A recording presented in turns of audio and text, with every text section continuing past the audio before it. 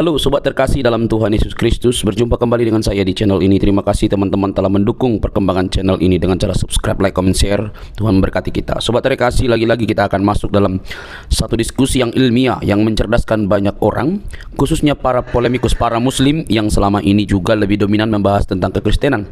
Nah, tugas kita adalah membukakan fakta-fakta yang ada supaya mereka agak sedikit bekerja lah.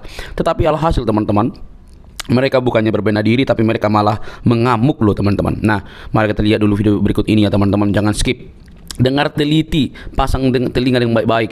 Jangan marah-marah, jangan lapor-melapor, geruduk seruduk segala macam itu. Karena orang yang mau cerdas, dia pasti menahan diri dan juga mau belajar dengan fakta-fakta yang dibukakan oleh orang lain. Ini dia videonya teman-teman. Fitrianto, tadi karena Anda masih menutup kamera, saya konfirmasi dulu. Apakah Anda ini seorang muslim? Muslim sih. Muslim. Silakan Bang, apa yang mau Abang sampaikan? Apa ya? Saya cuma pengen tahu aja sih, karena kan baru 2 kali saya ikutin Mas Edi sini. 2 kali. Terus? Ya dari debat ataupun dari omong-omongan kan banyak yang menyinggung ya. Saya juga namanya Muhammad Fitrianto sih sebetulnya. Cuma kepanggil aja kok Muhammad sering diomongkan gitu. Muhammad sering diomongkan. Lah kepriwe omongannya yang bagaimana? Coba silakan. Ya kan saya Muhammad Fitrianto itu kan. Oke. Nggak enak aja didengar gitu kan.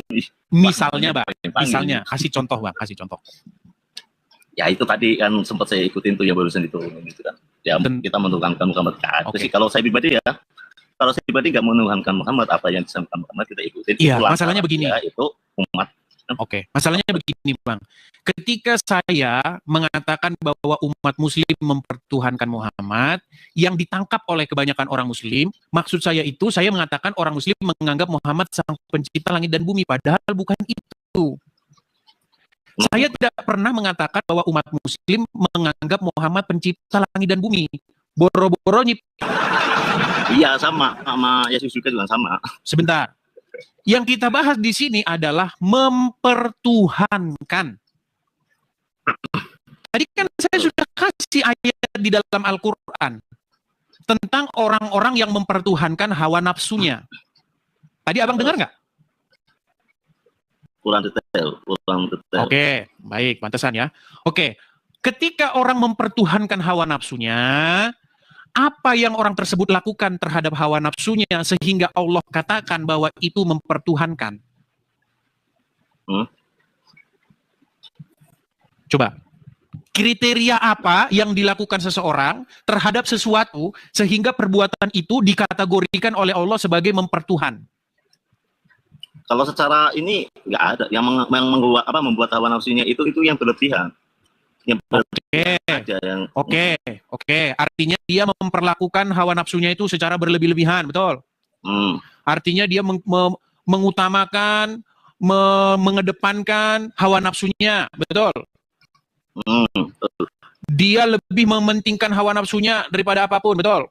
Betul. Dia taat, takluk, tunduk, menyerahkan dirinya terhadap hawa nafsunya itu sehingga apapun hawa nafsunya inginkan, dia ikuti itu, betul? Ya betul. Terus sehingga perbuatan, seluruh rangkaian perbuatan itu menurut Allah itulah mempertuhankan. Bukan menganggap hawa nafsu itu pencipta langit dan bumi, betul? Salah. Karena gini. Silakan. Karena gini, hawa nafsu itu kan ibaratnya keinginan yang berlebihan. Kalau kita Bukan, maksud saya begini. Apakah mempertuhan hawa nafsu itu maksudnya menganggap hawa nafsu itu sang pencipta? Ya ada. Kalau hawa nafsu itu artinya itu baik, bilang hawa nafsu itu adalah keinginan yang berlebihan. Baik. Artinya menuhankan hawa nafsu bukan menganggap hawa nafsu sang pencipta, tetapi menuhankan hawa nafsu adalah suatu perbuatan mengutamakan, mengedepankan, mementingkan hawa nafsu tersebut lebih dari apapun, kemudian Anda menaklukkan diri kepadanya, patuh tunduk mengikuti hawa nafsu tersebut. Itulah yang dimaksud menuhankan hawa nafsu. Betul? Betul. Nah, berangkat dari definisi itu, sebenarnya umat muslim itu menuhankan Muhammad. Sekarang saya tanya. Oke, kita uji. Manakah yang harus lebih kamu utamakan? Daripada ibumu, daripada anakmu, daripada istrimu, daripada hartamu, bahkan lebih daripada nyawamu sendiri. Muhammad atau mereka? Mana yang harus lebih kau utamakan? Bukan. Saya ulangi satu kali lagi, Bang. Gini. Saya jawab nih. Tapi ini konteksnya lain. Kalau kita untuk duniawi dan untuk surgawi itu di bawah kaki ibu kan. Tapi kalau kita tuntunannya ikutin Muhammad, ini tuntunan Muhammad itu adalah sebuah tuntunan dari agama Islam seperti halnya itu Nabi Isa, Yesus. Yesus mengajarkan juru selamat ya. Orang Kristen Jangan ke situ dulu Bang Harun. Bang. Kita fokus mengenai sama kan, dulu, kan? Ini Muhammad itu seperti itu. Itu juru selamat kita, Nabi Muhammad juru selamat untuk mengantarkan kita ke surga kan gitu. Sama halnya orang Kristen untuk ikutin Yesus. Oke, sekarang saya tanya Pak, mana yang harus umat muslim utamakan, dahulukan, pentingkan lebih daripada ibunya, lebih daripada anaknya, lebih daripada hartanya, bahkan lebih daripada nyawanya sendiri? Muhammad atau mereka? Konteksnya lain. Oke, sekarang saya tanya, mana yang lebih penting, orang tua atau Nabi? Kalau orang tua Islam dan ngikutin Nabi Muhammad, saya ikutin orang tua. Nah, musyrik Anda bukan pengikut Muhammad. Ya, perhatikan. Entar dulu. Kalau orang tua kita Muslim, ikutin Muhammad, kita ikutin. Kalau orang tua kita bukan Muslim, mungkin saya mau araf duluan. Baik, saya akan bacakan ya. Saya akan bacakan bahwa Muhammad itu mencuri kemuliaan yang dimiliki oleh Tuhan Yesus. Lihat ya. Ini perkataan Tuhan Yesus yang dicolong oleh Muhammad. Perhatikan. Lihat nih. Perhatikan ya. Wajib mencintai Nabi SAW melebihi orang tua maupun anak. Perhatikan. Diriwayatkan dari Imam Bukhari dari Abu Hurairah radhiyallahu anhu bahwasanya Rasulullah SAW bersabda, demi yang jiwaku berada di tangannya, seorang di antara kalian tidaklah beriman sehingga aku lebih dia cintai dari kedua orang tua maupun anaknya. Diriwayatkan oleh Imam Muslim dari Anas, Rasulullah bersabda, tidaklah seorang hamba beriman sehingga aku lebih dicintai daripada kerabat, harta, dan seluruh manusia. Ayo kamu masih kan bilang mencintai orang tuamu lebih daripada Nabi. Tadi aku bilang, dengerin, tadi kan aku bilang. Ini sangat sulit yang kalau bukan, tadi dulu aku jawab, kalau orang tua kita Muslim, ngikutin Muhammad, otomatis kita ngikut, ya kan? Secara logika gini, kita lahir nih dalam keadaan Muslim, yang ngajarin kita juga orang tua, toh. Bang Febri, kalau Anda ini tidak paham, tidak nangkep dengan yang saya maksud. Tadi kan kita bilang, Bang Febri, dengarkan ya, dengarkan. Kalau Anda tanya kepada saya, kalau Anda tanya kepada saya, apakah kami orang Kristen mempertuhankan Yesus? Iya. Karena kami mengutamakan Yesus, kami menaklukkan diri kepadanya, membuat dia sebagai yang mengontrol kami. Bagaimana kami harus melangkah, kami belok kiri apa belok kanan. Yesus yang menjadi komandan, penguasa, pengendali diri kami. Makanya kami ini adalah orang-orang yang sudah dibayar. Bahkan kami disebutkan sebagai orang yang bukan dibayar dengan harta, bukan dibayar dengan emas, tetapi kami dibayar dengan darah yang mahal. Makanya kami menjadi milik kepunyaannya.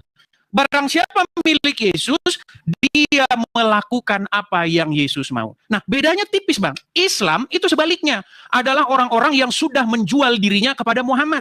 Orang-orang yang sudah menyerahkan ketaklukan ketundukannya kepada seorang manusia yang ada di dalam kubur, yakni Muhammad Sallallahu Alaihi Wasallam. Itu bedanya kita. Makanya saya bilang, Kristen menyerahkan dirinya kepada Yesus, mempertuhan Yesus. Islam menyerahkan dirinya kepada Muhammad, mempertuhan Muhammad. Oh, Anda nggak paham-paham juga dengan penjelasan saya. Sekarang saya tanya nih, kenapa Yesus dituhankan setelah dia disalib? Aku tanya nih, kalau dia bukan hanya bukan sesudah disalib, sebelum disalibkan pun orang-orang yang mempertuhan Yesus, murid-muridnya sudah menjadikan Yesus sebagai Tuhan dan juru selamatnya. Nggak ada, cuma 12 murid pas sebelum disalib, 12 murid. Bang, bukan hanya 12, Bang. Pengikut Tuhan Yesus, murid-murid yang dipilih memang 12. Tetapi di luar. Oke, sekarang saya tanya, Anda pernah baca Injil nggak? Pernah, saya pernah belajar Injil sebentar. Oke, ada nggak murid-murid Tuhan Yesus selain yang daripada 12? Setelah Yesus disalib. Sebelum disalibkan ada nggak pengikutnya selain yang 12? Nggak ada, cuma ada itu perempuan. Bentar dulu, saya nanya dulu nih. Setelah Yesus itu disalib, itu ada namanya Paulus. Paulus itu yang menyebarkan kan, itu yang mengikuti rasul kan. Inilah saya bilang, racunnya Donditan, racunnya Nandar, ini telah meracuni orang-orang awam seperti ini. Tapi nggak apa-apa lah, waktu itu ya. Gini Bang, saya bermaksud begini Bang. Gini, orang itu harus mengambil kesimpulan setelah Anda mempelajarinya. Kalau Anda mengambil kesimpulan apa kata orang, ibarat kata Anda jadi hakim, Anda akan menjadi hakim yang lalim dan durhaka. Kenapa? Karena Anda hanya mendengar apa kata orang. Anda tidak pernah memeriksanya. Sebentar Bang, biar saya selesaikan. Anda tidak pernah memeriksanya dengan seksama. Ya kan? Nah, saya cuma mau bilang begini. Saya ini tidak mau katanya. Saya periksa. Saya beli Al-Quran tahun 2012. Saya baca sampai habis. Saya beli hadis. Saya beli Bukhari, Sahih Muslim, Sahih Bukhari berjilid-jilid. ya kan? Walaupun akhirnya ada di internet, jadi nggak usah beli-beli lagi. Ada di internet tuh, ya kan? Jilid 1 saya baca semua. Saya pelajari. Setelah saya pelajari, makasih Kak Ceki. Setelah saya pelajari dengan sungguh-sungguh, Bang, kesimpulannya cuma satu, Bang. Kristen adalah orang-orang yang menyerahkan hidupnya dikendalikan oleh Kristus Yesus. Ketika dia mengaku Kristen tapi dia tidak dikendalikan oleh Yesus, sebentar Bang, habis ini Anda bicara. Ketika seseorang mengaku Kristen, mengaku pengikut Yesus, tetapi dirinya tidak dikendalikan oleh Yesus, berarti orang tersebut berdusta. Bagaimana dia berkatakan Yesus adalah Tuhanku, tetapi dia tidak mengikuti perintah Yesus. Tapi dia malah ngadu ayam, malah nyolong uang negara. Berarti dia tidak menjadikan Yesus sebagai tuannya, Tuhannya. Dia tidak jadikan Yesus sebagai majikan, sebagai pengontrol hidupnya. Dia jadikan iblis sebagai tuannya, sebagai Tuhannya. Nah, Islam itu kebalikannya. Islam adalah sekelompok orang-orang yang menyerahkan dirinya kepada Muhammad, sehingga hidupnya dikendalikan oleh Muhammad. Bohong seseorang menjadi Muslim kalau dia tidak mengikuti perintah Muhammad. Bagaimana mungkin seseorang mengaku Muslim tapi dia tidak mengikuti perintah Muhammad? Jadi sama Bang, intinya cuma itu. Intinya Kristen mentuhankan Yesus, jalan mentuhankan Bapa itu dengan cara mentuhankan Yesus, Islam mentuhankan Allah dengan jalan mentuhankan Muhammad. Itu kesimpulan yang saya ambil setelah saya belajar 13 tahun namanya. Silakan. Kalau saya gini, ini konteksnya di surat Al-Ikhlas saja ya, ibaratnya surat Al-Ikhlas. Mungkin Bang Etis pernah baca itu kan, udah pinter lah mungkin kalau udah 30 kali khatam ataupun berapa. Cuma yang saya simpulkan, konteksnya Islam, entah itu Kristen ataupun Yahudi. Kristen dulu itu kan Nasrani kan, ya kan. Dan dari konteks-konteks itu kan semuanya hampir sama. Jadi kita sunat ada di konteksnya Yahudi, dari kita sunat juga ada di Injil ada, itu kan. Di Quran ada sunat. Nah, di Quran ada sunat. Di Quran itu dijelaskan di Al-Imran itu ngikutin Nabi Ibrahim. Di mana Ibrahim sunat dalam Quran? Nabi Ibrahim ini ya, aku cerita dulu ya. Ibrahim itu kan tauhid, ya kan, jalannya Ibrahim lurus. Itu tauhid. Nggak ada Ibrahim itu tauhid. Ibrahim itu tauhid, tahu dulu tauhid. Itu kan Hanif, jalannya lurus. Di Arab itu enggak mengikuti Nasrani. Nasrani itu Nazaret, ya kan. Nazaret, ya kan. Kalau di satu-satu Bang. Arab tadi Anda katakan dulu. Ibrahim sunat. Sunat. Di mana Ibrahim sunat? Itu ada buka di di mana sunat? Saya sudah baca Quran 100 kali lebih. Tidak pernah ada dalam Quran Ibrahim sunat. Ibrahim sunat. Oke, di Quran surat berapa Ibrahim sunat? Bukan masalah di Qurannya. Nah, Kita gini loh, entar dulu saya ngomong biar enak saya ngomongnya kan. Jadi kan Ibrahim sunat itu diriwayatkan di sunnah. Di sunnah wal jamaah itu ada. Bukan itu di Quran. Entar dulu. Di Quran dijelaskan di sejarah. Saya itu pernah belajar sejarah. Sejarah dulu. Entar dulu. Kalau umpama ngomong kayak gitu, Yesus saja 8 tahun disunat loh. 8 tahun, 8 hari Bang. Aduh, kenapa sih fitnah terus kalian ini? Ya udahlah, 8 hari mungkin saya salah. Nah, itu Yesus saja disunat. Kenapa orang Kristen nggak sunat? Baik. Kalau mama ngikut-ikutin nih, malah justru kita ngikutin Yesus tuh. Bener. Nah, inilah klaim-klaimnya Muslim ini. Saya udah terlalu sering nih mendengar klaim-klaim orang Muslim. Yesus tidak makan babi. Saya katakan benar, Yesus tidak makan babi. Betul itu. Terus kalian bilang, yang menjadi kesalahan itu begini. Kami tidak makan babi, berarti kami mengikuti Yesus. Kalau pernyataan yang pertama emang benar. Sebentar Bang, dengerin dulu. Pernyataan pertama, Yesus tidak makan babi. Itu betul sekali. Tidak pernah ada dalam Injil Yesus makan babi. Kemudian Muslim mengatakan, kami tidak makan babi, berarti kami Muslim. Berarti kami ngikut Yesus. Masalahnya begini Bang, bukan hanya tidak makan babi, Yesus juga tidak makan onta. Masalahnya Muslim makan onta. Masalahnya kan gini, itu kan sebentar dulu, gini. Sebentar Bang, biar enak ya, gini. Yang saya maksudkan itu begini. Kalau kita, apakah di dalam hukum Taurat dibolehkan makan onta? Makasih Kak Ceki. Tidak boleh Bang. Sementara Muhammad justru malah dia mempersembahkan kurban berupa unta. Sedangkan unta itu hewan yang najis di dalam Bible. Tidak boleh digunakan sebagai persembahan. Jadi gini, maksud saya itu, Islam ini sering mengelabui orang-orang awam. Terus yang kedua, masalah sunat. Lihat nih, Yesus sunat. Kami juga sunat, berarti justru kami yang mengikuti ajaran Yesus. Memang trik-trik murahan. Sebentar Bang, saya selesaikan. Trik-trik murahan seperti ini kalian gunakan. Masalahnya begini, menurut hukum Taurat, sunatnya yang sesuai dengan hukum Taurat itu umur 8 hari. Yesus disunat pada saat umur 8 hari. Muslim disunat, nggak jelas kapan aja sunat. Mau 12 tahun kek, mau Karena berapa. ini kalau umpama Sebenarnya yang saya maksudkan begini, Bang. Coba kita itu kalau melihat sesuatu, lihat secara keseluruhan. Jangan kalau nonton sepak bola, nonton di 5 menit pertama 1-0 sudah mengambil kesimpulan. Nggak taunya akhirnya nanti 5-1. Maksud saya begini. Yang saya maksudkan begini. Kalau Muslim mengklaim mengikut Yesus, ajarannya justru ajaran Yesus yang diikuti oleh Muslim, harus sesuai dengan ajaran Yesus yang dalam Injil. Muslim memang sunat, tetapi sunatnya bukan sunat seperti yang ada dalam hukum Taurat. Bahkan sunatnya Muslim nggak jelas. Silakan. Banyak saya baca di bawah ini kan mengibaratkan Islam itu agama yang ngikutin ya. Iya, tiru-tiruan, Bang. Tiru-tiruan lah. Pada dasarnya salah lagi. Enggak salah. Di sejarah saya pernah baca sejarah kebudayaan Islam. Kenapa Islam itu namanya Islam sendiri itu diambil dari agama-agama yang terdahulu sampai Ibrahim, sampai menjelaskan Nabi Adam itu kan. Itu menjelaskan ini entar dulu saya itu Adha berkurban itu kan. Ada yang kambing, ada yang ini, ada yang itu ibarat itu kan. Itu kita ikuti nih. Sunat itu juga kita ikutin zaman-zaman dulu itu kan. Bukan masalah kita ngikutin Yesus enggak. Memang Yesus juga ngikutin lanjutan dari Yahudi toh. Dari Nazaret. Sama aja. Islam itu kan menerusnya ke situ. Kita ibaratnya menyayangi dan mengimani seorang Nabi Isa ataupun Yesus itu sendiri sampai Adam, kita mengimani kok.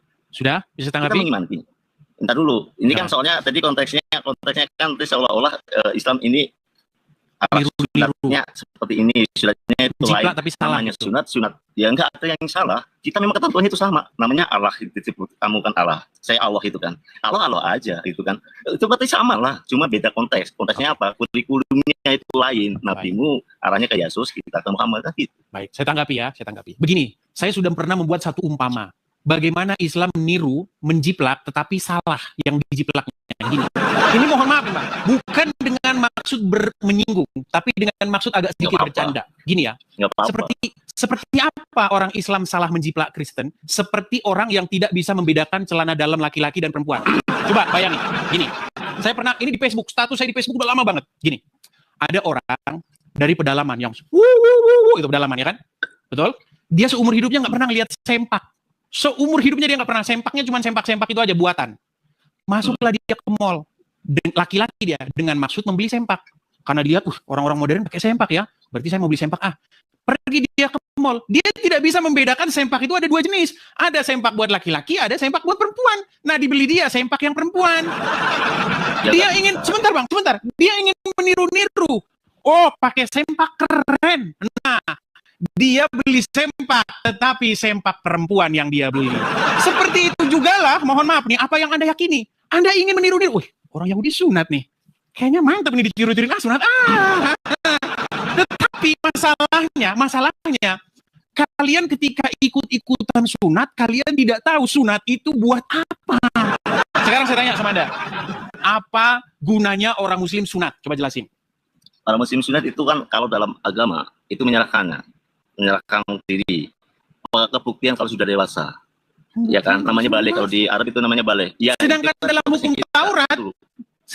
hukum Taurat, sunat itu 8 hari. Ini maksudnya sudah dewasa. 8 hari sudah dewasa. Bukan katanya hukumnya. Ini kan katanya hukumnya. Ntar dulu. Kalau mama kita ngomongin usia itu berbeda-beda Mas, Bro. Jadi di Ibrahim aja 80 ya kan. 80 tahun dia baru sunat. Ini kamu baca lah di sejarah serius. Baik. Saya tanggapi ya. Kenapa Abraham sunat ketika dia berumur 80 tahun? Karena perintah sunat datangnya ketika bukan berumur 8 tahun. Umur berapa Abraham disunatkan? 80 tahun. 80 tahun. Sebentar. Saya agak lupa. Teman-teman, umur berapa Abraham disunatkan? Begini, 80 tahun ketika Abraham disunatkan, perintah datang sunat itu ketika memang dia sudah tua, sudah berumur lanjut. Baru perintah Tuhan datang kepada dia 90 tahun, kalau tidak 90 tahun, dia mengadakan perjanjian dengan Tuhan. Ketika dia mengadakan perjanjian, tanda perjanjiannya itu adalah sunat. Ibarat kata kalau Anda bikin perjanjian, Anda tanda perjanjiannya itu materai, surat bermaterai. Nah, dulu belum ada surat bermaterai. Ketika Abraham berjanji dengan Tuhan, tandanya itu adalah berupa sunat itu. Itu berupa tanda pengingat bahwasanya ada janji Tuhan terhadap keturunan Abraham dan keturunannya. Nah, apa perintah Tuhan di situ? Semua orang yang berumur 8 hari harus disunatkan. Kenapa Abraham sunatnya 90 tahun? Ya karena perintahnya datang pada waktu dia berumur 90 tahun. Masa Abraham mau balik lagi umur 8 tahun, umur 8 hari? Itulah. Jadi kan gini, Nah sekarang masalahnya begini. Masalahnya kalian sunat. Untuk apa orang Islam sunat? Ya kan tadi saya sudah bilang, ya kan, kalau di dalam kita itu kan balik, ibaratnya balik itu apapun ibadah kita itu yang miliki, itu kan. Ini mana dalilnya? Diri. Dalilnya mana? Sunat itu tanda bahwa seorang balik, mana? Saya kan bilang itu di sunnah, ya kan. Oke, di sunnah mana? Coba mana? Mana tandanya bahwa sunat itu tanda seorang sudah balik, mana? Ayatnya? Riwayat Muslim. Oke, riwayat Muslim berapa? Coba. Ya, Hadis riwayat Muslim berapa? Hukum sunat di Islam itu aja sudah. Tulis aja kayak gitu. Ada itu, nongol itu. Hukum Islam. Iya beneran. Yang ada Muhammad sunatnya 3 kali. Ya, kamu buka hukum Islam, ya hukum. Bang, saya mau kasih tahu ini berita tentang apakah Muhammad sunat atau tidak. Gini Bang, ada 3 riwayat yang meriwayatkan tentang sunatnya Muhammad. Pertama, katanya Muhammad sunat sudah dalam keadaan lahir. Dia lahir sudah sunat. Kemudian hadis yang lain mengatakan bahwa Muhammad disunat oleh Abdul Muthalib. Kemudian yang lain lagi mengatakan Muhammad disunat malaikat. Sebenarnya 3 hadis ini mengindikasi bahwa sesungguhnya umat muslim nggak tahu Muhammad sunat atau belum. 3 riwayat ini saya katakan ada sebuah kebohongan yang dibangun oleh umat Islam untuk menggambarkan bahwa Muhammad sunat, tapi sayang 3-tiganya belum janjian karena zaman dulu belum ada WhatsApp. Akhirnya apa? Akhirnya satu sama lain ceritanya beda-beda. Yang satu bilang Muhammad terlahir dalam keadaan sunat, yang satu disunat Abdul Muthalib, yang satu disunat malaikat. Intinya apa? Ya. Intinya mereka ingin mengabarkan Muhammad sunat, tetapi sebenarnya dia tidak tahu sunat atau enggak. Bahkan kata Muhammad, tidak ada seorang pun yang melihat kemaluanku. Betul atau tidak? Perlu dilihat. Oke, mana keterangan dari istrinya bahwa Muhammad sunat? Enggak ada. Istri-istrinya tidak pernah meriwayatkan bahwa Muhammad sunat. Gini lah, aku ngomong ini. Kalau umpama yang sunat itu Abu Muthalib, memang benar. Muthalib yang sunat. Itu yang saya baca ya. Kalau umpama malaikat itu membedah hati. Saya bacakan riwayatnya kan, ya. Baca sudah. Baik, Muhammad terlahir dalam keadaan sunat. Anda bilang disunat Abdul Muthalib ya. Apalagi yang disunat Abdul Muthalib, orang lahir udah sunat. Nanti 3 kali disunat habis dong, gimana? Baik, saya tunjukkan. Ya, lihat nih. Kita akan buktikan bahwa Muhammad terlahir sudah dalam keadaan sunat. Lihat ya. Oke. Baik, saya membacakan ya. Nih. Itu kamu pakai hadis apa itu? Oh, ya banyak hadis dong, ya kan? Nih. Apakah Muhammad sudah terlahir dalam keadaan sunat? Perhatikan. Dari Anas bin Malik. Nih ya. Artinya, termasuk bagian kemuliaan dari Allah yang dianugerahkan kepadaku adalah aku dilahirkan dalam keadaan berkitan. Betul? Apa itu Bang? Angin apa itu? Ini loh. Hadis riwayat At-Tabrani. Ini loh, ya, diriwayatkan dari Anas bin Malik radhiyallahu anhu sebagai berikut. Artinya, Rasulullah bersabda, termasuk bagian kemuliaan dari Allah yang dianugerahkan kepadaku adalah aku dilahirkan dalam keadaan telah berkitan. Artinya Muhammad lahir itu udah sunat, tetapi di riwayat lain dikatakan Muhammad disunat Abdul Muthalib, yang lain mengatakan Muhammad disunat malaikat. Makanya artinya kesimpulannya Muhammad aslinya enggak sunat. Ini riwayat dikarang-karang saja. Ya enggak juga. Loh, masa ada 3 riwayat yang mengatakan Muhammad disunat atau tidak? Ya kan itu kan pendapat ulama, ya sama saja kayak Bapak ya. Apakah mungkin ketiganya benar? Loh, kayak di Kristen, enggak dulu, kayak di Kristen sama Katolik. Ya kan, ada yang dibaptis, ada yang di apa itu di pengampunan dosa, kan beda-beda itu. Dibaptis begini, dibaptis apakah di Islam, apakah dipercik, itu adalah cara pembaptisan, bukan informasi tentang bagaimana. Waduh berat. Kalau Katolik dan Kristen semuanya sepakat bahwa cara Yesus disalib adalah di Sungai Yordan oleh Yohanes Pembaptis. Oke? Nah, mengenai tata cara pembaptisan, ada yang mentolerir. Misalnya, seseorang sudah mau meninggal, kemudian misalnya dia tidak ada di situ air, tidak ada kolam di situ, dia dipercik saja sebagai tanda bahwa dia sudah dibaptis. Misalnya dalam keadaan darurat, nggak ada itu, dia udah mau mati, gimana? Mungkin seperti itu. Sebentar dulu Bang, sebentar. Artinya begini, Anda tidak bisa membedakan informasi dengan sebuah bagaimana memperlakukan sesuatu. Yang kita bahas ini informasi mengenai apakah Muhammad itu disunat atau tidak. Riwayat mengatakan dia terlahir dalam keadaan sunat. Coba, apakah mungkin dua-duanya benar? Waktu Abdul Muthalib menyunat Muhammad, yang mana yang dipotong? Orang udah sunat, mau dipotong mananya? Habis nanti barang. Gimana?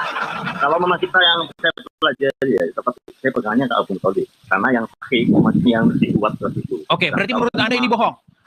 Ya, nih saya bacakan. Termasuk bagian ini, termasuk bagian kemuliaan dari Allah yang dianugerahkan kepadaku adalah aku dilahirkan dalam keadaan telah dikitan dan tidak seorang pun melihat auratku. Apakah di sini Muhammad bohong? Atau penulis hadis ini yang berbohong bahwa Muhammad ngomong begitu? Kan di atas saja ada saya perhatiin ada surat ya. Kan kita ada orang yang memahami dengan hal itu kan. Kalau saya megang yang di Muthalib. Oke, berarti penulis hadis ini berbohong bahwa Muhammad pernah ngomong gini. Kan ada 3 versi. Kalau orang iya, lain makanya saya tanya Bang. kan Berarti penulis hadis ini berbohong kalau Muhammad pernah ngomong gini. Masalah itu kan itu hadis masing-masing susah kan dulu di Kristen aja maka itu lain.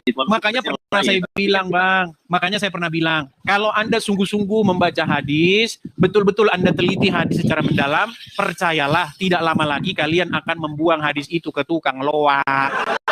Karena isinya satu sama lain bertolak belakang. Gini lah, kalau ngomongin kayak gitu ibaratnya, sekarang aku tanya ibaratnya, Yesus itu sunatnya umur berapa? Umur 8 hari. 8 hari. Kenapa sekarang orang-orangnya nggak ada yang sunat? Kenapa orang-orang Kristen tidak sunat umur 8 hari? Karena begini, karena kami mengadakan perjanjian bukan dengan perjanjian sunat. Kami mengadakan perjanjian, materai kami bukan sunat lagi. Materai kami adalah darah Yesus. Tunjukin. Baik. Saya pengen tahu juga. Baik. Apa kata Tuhan Yesus? Nih, segala saya tunjukkan ya, baik dia minta dalil teman-temannya. Baik, saya tunjukkan ya.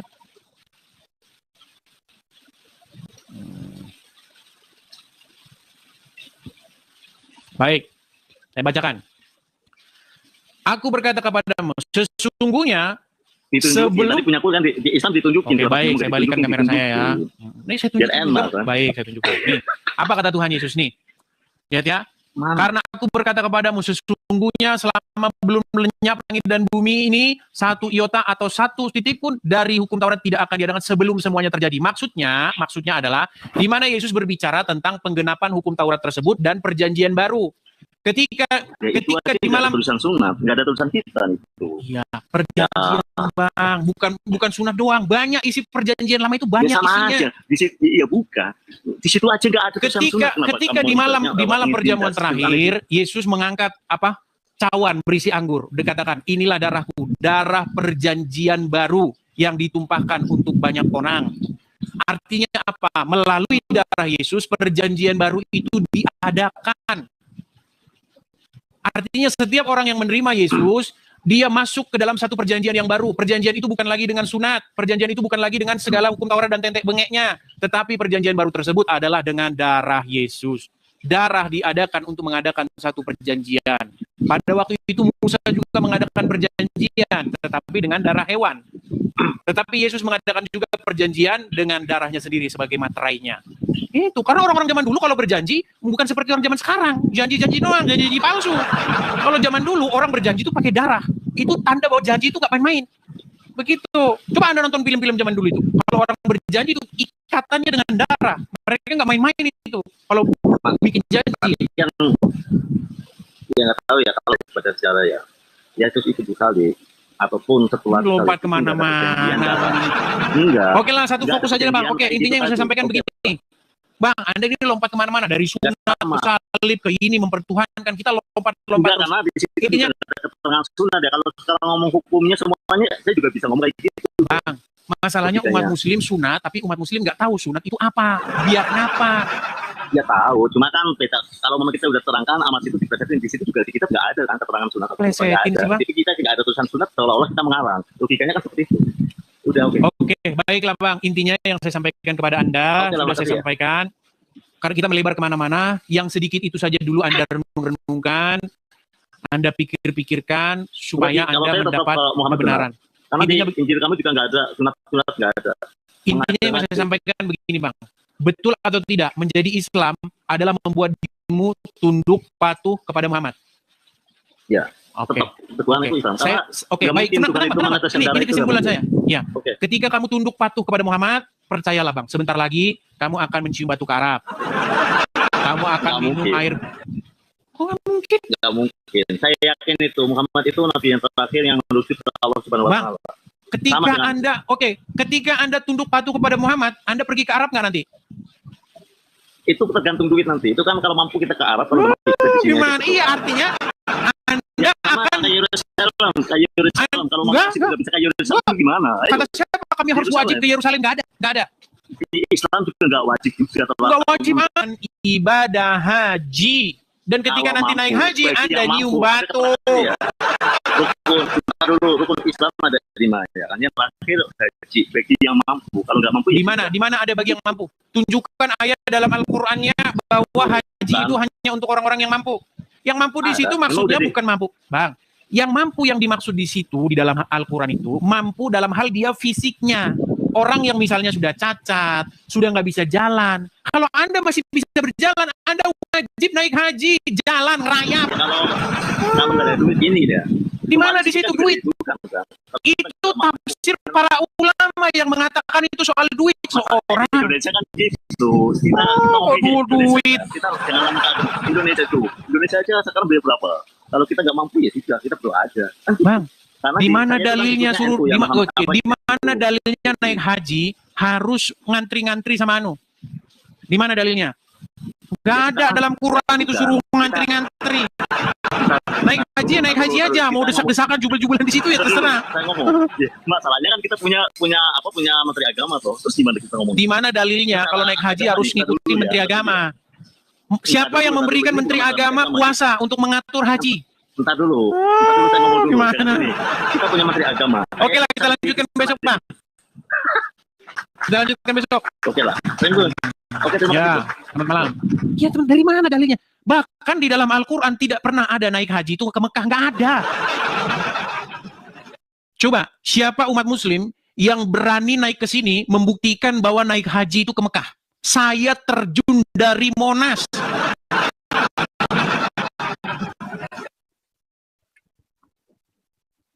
Nggak ada naik haji ke Mekah. Banyak orang-orang muslim itu sudah disesatkan oleh para ulamanya. Mereka sudah merubah-rubah ayat Al-Quran. Dan ayat Al-Quran yang dirubah-rubah oleh umat muslim adalah naik haji ke Mekah. Tidak pernah ada naik haji ke Mekah. Kata Mekah dirubah sama orang Islam. Kata Mekah itu aslinya bukan Mekah, tapi Bakkah. Bakkah dirubah jadi Mekah. Itu yang ada. Oke, makasih. Teman-teman, ini sudah jam berapa? Hari ini kita siarannya itu, teman-teman. Saya iklan dulu ya, teman-teman ya. Teman-teman sekalian, kita ada program ya, teman-teman ya. Teman-teman, sebentar lagi sudah bulan 12. Desember sebentar lagi teret-teret.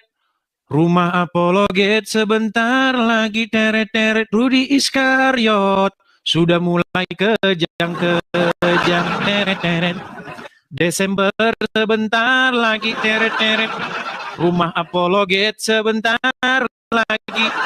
Oke, teman-teman sekalian, bagi teman-teman yang suka dengan channel Edis TV, bagi teman-teman yang mensupport channel Edis TV supaya channel ini terus mengudara, teman-teman, kita ada program pengadaan tempat. Jadi Edis TV, channel Edis TV besok sudah punya markasnya atau tempatnya, mengatur apa-apa saja yang kita lakukan ke depan, entah itu memproduksi konten-konten, membuat podcast, membuat acara-acara seperti ini, melanjutkan, dan lain sebagainya. Teman-teman bisa support di situ ya. Teman-teman bisa tangkap layar, screenshot layarnya. Nanti kalau teman-teman ada berkat berlebih, teman-teman bisa support saya di situ ya. Oke, silakan teman-teman tangkap layarnya. Bagi teman-teman yang nonton di YouTube, juga teman-teman bisa support. Itu ada tulisan berjalan ya. Ada BRI, ada Zelle, ada PayPal. Teman-teman bisa support lewat situ. Oke. Kita lanjutkan kembali. Kita kasih naik, memberi kesempatan kepada yang muslim-muslim yang ingin naik ya. Kita kasih naik ada Caraya. Oh, ini Caraya yang tadi ya. Caraya. Oh, dia masih belum bisa menyalakan kamera. Caraya belum bisa menyalakan kamera. Follower sudah berapa? 930. Belum bisa ya? Belum bisa. Belum bisa. Harus Coba berapa saya ya turun, followernya? coba saya mungkin harus 1000 ya mungkin followersnya itu. Teman-teman mungkin bisa digenapin 1000 ya teman-teman ya. 958 sebentar lagi nanti 5 orang ya. 50 orang lagi untuk follow-follow. Ya. Iya. Sebentar, 1000 kita ya. tunggu 1000 orang ya. Sudah 1100 saya turunkan baru naik lagi ya. Oke. Sudah 1100 orang saya turunkan. Ya, tadi dia mau kesaksian tetapi tertunda ya karena ada seorang muslim tadi. Kita mau lihat dia mau ngomong apa ini. Oke, ini sudah 1200 orang. Oh, masih belum. Gini, Caraya, keluar dulu dari aplikasi, tutup dulu semua browser, tutup dulu semua aplikasi, baru naik lagi ya. Oke, Bang. Oke, saya turunkan dulu. Maaf ya teman-teman ya, ini agak sedikit pergantian cuaca, jadi seperti ini. Sebentar. Kayaknya ada lain-lain ya. Ada yang 1000 followers, dia bisa menyalakan kamera. Ada yang bahkan 300 saja udah bisa menyalakan kamera. Begitu. Oke, coba Caraya kita kasih naik. Belum bisa juga. Oke deh Bang, apa-apa. Belum bisa menyalakan kamera. Sudah keluar dari aplikasi belum? Sudah Bang. Enggak, maksudnya aplikasinya sudah sudah buat buka yang baru. Keluar terus masuk lagi. Bukan. Aplikasinya ditutup dulu. Iya, aplikasi yang lain. Sebentar, saya coba ya keluar dulu dari aplikasi karena belum bisa menyalakan kamera. Atau di reset dulu ya, reset dulu supaya nanti bisa ini lagi. Oke, kita sambil nunggu dia kita kasih kesempatan dulu satu muslim yang lain ya. Sambil nunggu satu muslim yang lain, kita kasih naik ada Zahrotun Nisa. Zahrotun Nisa. Kita beri kesempatan Zahrotun Nisa. Ya, selamat malam Zahrotun Nisa. Zahrotun Nisa. Oke, tidak punya sinyal. Kita kasih naik ada Anas Mirna. Anas Mirna ini udah pernah naik sebelumnya loh. Coba kita kasih naik ada Mita Manik. Bintang bulan ini sudah kemarin. Tapi cobalah kita nggak. Oke, bintang bulan silakan nyalakan kamera.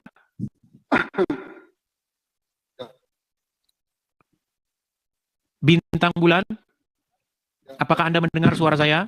Iya, tunggu sebentar dulu, Edis. Oke, silakan nyalakan kamera. Sudah saya kirimkan permintaan itu. Iya, tunggu sebentar ya. Jangan lama-lama, Banyak orang yang mau naik. Iya, tunggu sebentar agak kayak mana ini hostnya. Ya, nanti naik lagi. Dari tadi tunggu sebentar. Oke, kita kasih naik Zahrotunisa. Zahrotunisa nyangkut juga ini. Oke, silakan Zahrotunisa, nyalakan kamera Anda. Anda ingin menyampaikan apa? Silakan. Waktu dan tempat dipersilakan. Halo. Ya, silakan Zahrotunisa nyalakan kamera. Sudah kedengeran. Tinggal kamera saja yang nyalakan. Ini nggak bisa, saya nyalain kamera nggak bisa di sini. Di sini masih tulisannya orang lain. Tulisannya orang maksudnya gimana? Videonya masih video orang lain, bukan saya. Nggak bisa saya nyalain. Tuh, udah dapat gip nyasar tuh dia. Coba Zahrotunisa keluar dulu dari aplikasi, kemudian naik lagi ya. Bisa? Anda sudah dapat gip nyasar loh itu. Lihat. Ya. Anda baru datang sudah, makanya kalau muslim-muslim naik ke sini dapat berkat banyak ya. Saya turunkan dulu. Ya, oke, saya TikTok macet, YouTube macet. Oh ya? Macet? Oke, macet-macet teman-teman. Suara YouTube putus. Ya, makanya yang di TikTok, yang di YouTube kesini aja lah. Ya, yang di YouTube kesini aja, silakan. Yang di YouTube kalau mau kesini ya. Kita kasih naik, coba Caraya lagi ya, kita kasih naik Caraya. Apakah dia masih ngehang juga? Kalau masih ngehang juga berarti, ini sudah bisa. Nah, sekarang sudah bisa. Ya, Bang. selamat malam Caraya. Saya mau tanya dulu nih, dari followers Anda tadi cuma berapa? Berapa tadi followersnya? Saya baru gabung TikTok. Oh, baru gabung TikTok, tapi sudah dapat Iya. followers 1.000 orang ya. Gitu, Caraya, terima saya mau kasih. tanya dulu nih, betul Anda tadinya itu dari Muslimah? Iya Bang. Muslimah, oke. Berapa tahun Anda menjadi seorang Muslim? 30 tahun Bang. 30 tahun menjadi seorang Muslim, oke. Bukan bermaksud sini itu, kalau orang ngaku-ngaku itu nggak boleh. Di sini tuh harus diuji dulu. Waktu Anda Muslimah, Anda sholat, ngaji nggak? Iya Bang. Oke, bisakah Anda dites karena ujian seseorang itu muslim atau tidak ditentukan dari cara dia bisa membunyikan huruf-huruf Arab. Coba silakan. Bunyikan huruf-huruf Arab sebagai tanda bahwa Anda dulu pernah menjadi seorang muslimah. Silakan. Surat ini ya, Al-Ahzab. Tabat yada abi lahabi wa tab ma agnaan humaluhu wa makasab. Saya selana ronda talhab wa mro'atuhu hamalatal hatab fi jidiha hablum mim masad. Oke, sah ini muslimah ya. Oke. Caraya, bisakah cerita apa sebabnya ini Anda meninggalkan agama Islam? Atau hanya karena nikah? Atau memang karena Anda mengetahui sesuatu kebenaran? Begitu, coba. Iya Bang. Waktu pas saya nikah itu saya masih muslim Bang. Dulu memang berbeda keyakinan dengan suami saya kan. Oke. Lalu pada saat itu akhirnya kita memutuskan untuk menikah. Dan karena mayoritas di keluarga saya memang semuanya muslim, akhirnya suami kan mengalah. Ikutlah nikahnya secara muslim. Oh, berarti malah Terus singkat suaminya yang mualaf dulu pertama. Ya, secara ini sih mualaf ya. Secara administrasi mualaf gitu kan.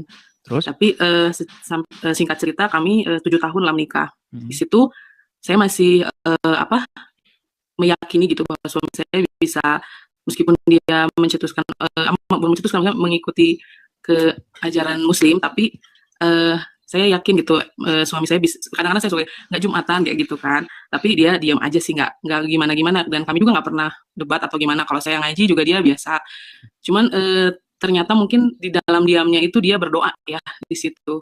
Oke. Lalu singkat ceritanya setelah 7 tahun nikah itu saya memutuskan untuk menjadi seorang pengikut Kristus. Saya ada satu pemikiran gitu. Rumah tangga ini mau dibawa kemana kalau berbeda, karena puji Tuhan kami sudah dikaruniai anak-anak kan. Lalu saya bilang udah anak-anak, awalnya saya ego sih pertamanya, pokoknya anak-anak ikut saya. Suami bilang ya nggak apa-apa gitu. Lalu sampai suatu waktu saya bilang, udahlah, pemimpin keluarga ini kan laki-laki ya, makanya saya udahlah anak-anak ikut bapaknya aja, saya bilang gitu. Terus suami bilang sama saya, kamu gimana? Saya masih tetap aja, awalnya masih gitu Bang, saya tetap aja. Sampai suatu waktu saya juga mikir, selama 7 tahun di rumah kita itu ada Alkitab, saya nggak pernah buka karena ada keyakinan bahwa karena kan di Muslim itu kan barang siapa yang kita mengikuti mereka gitu kan, maka kita termasuk kaumnya, dan itu barang siapa yang menyerupai suatu kaum maka termasuk bagian kaum tersebut. Nah itu, jadi maka saya nggak buka-buka Alkitab. Dan pada saat waktu itu saya tiba-tiba ada kepikiran aja cari di Google, di YouTube maksudnya, di YouTube, karena kebetulan suami saya kan Katolik ya. Lalu saya cari apa itu Katolik. Lalu saya cari, muncullah satu seminar lah, kayak seminar gitu, satu romo, dia menceritakan bahwa mengenai alam gaib secara Katolik.